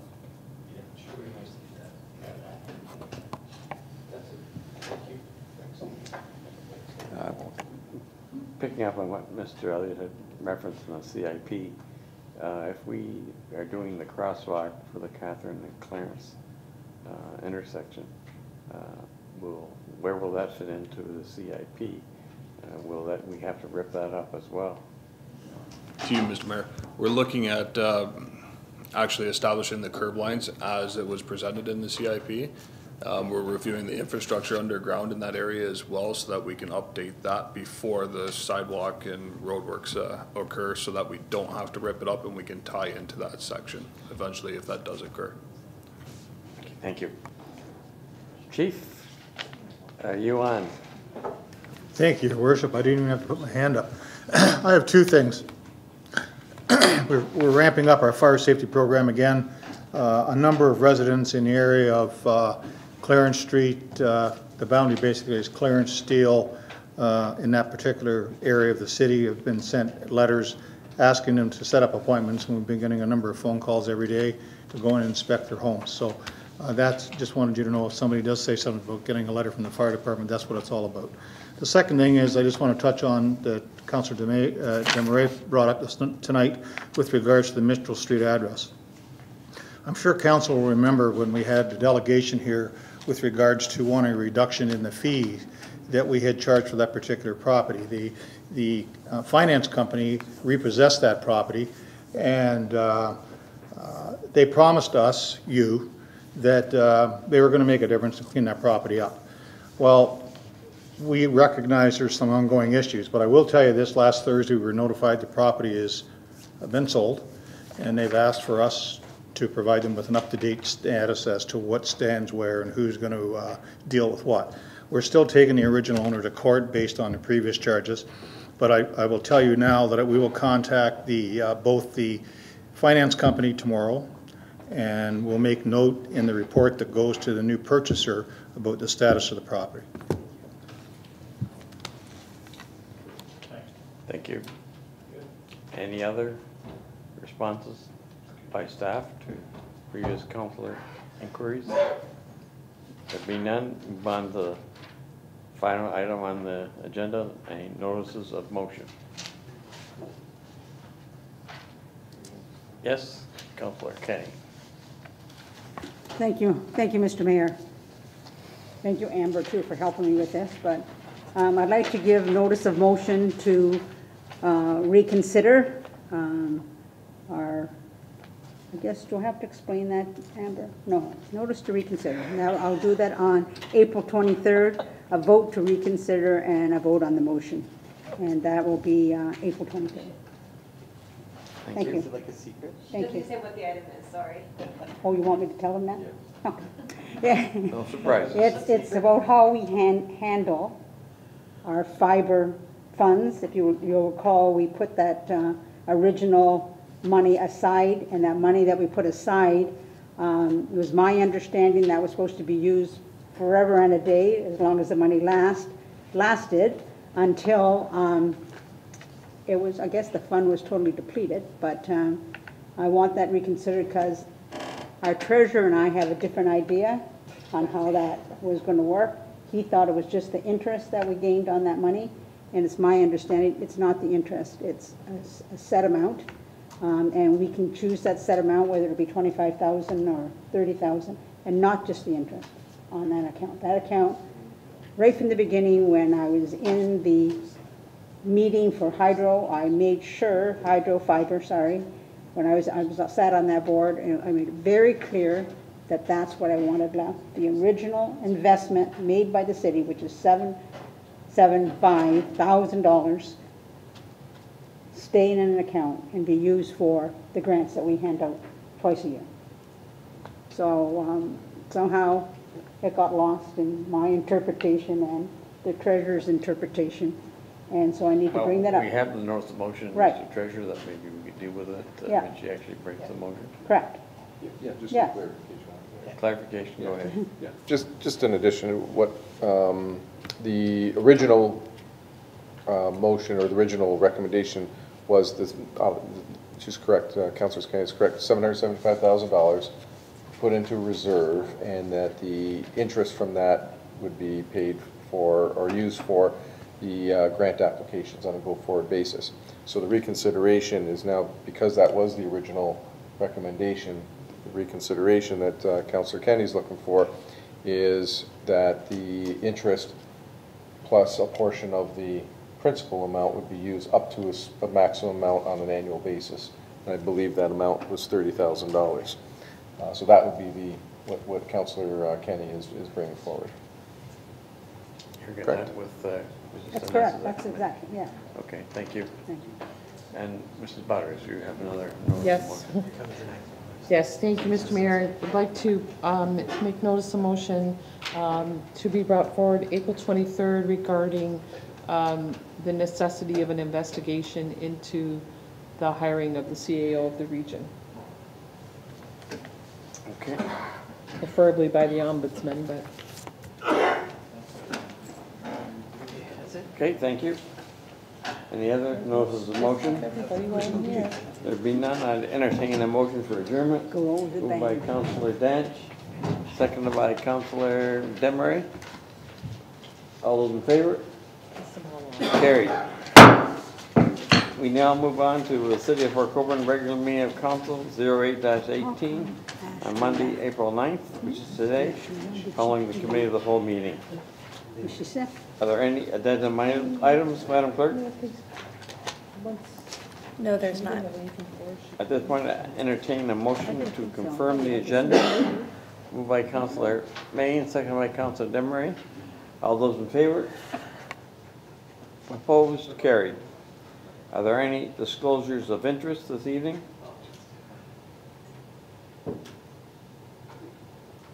Again, I would assume I'd have to declare a conflict of interest on item number 1 under items for consideration.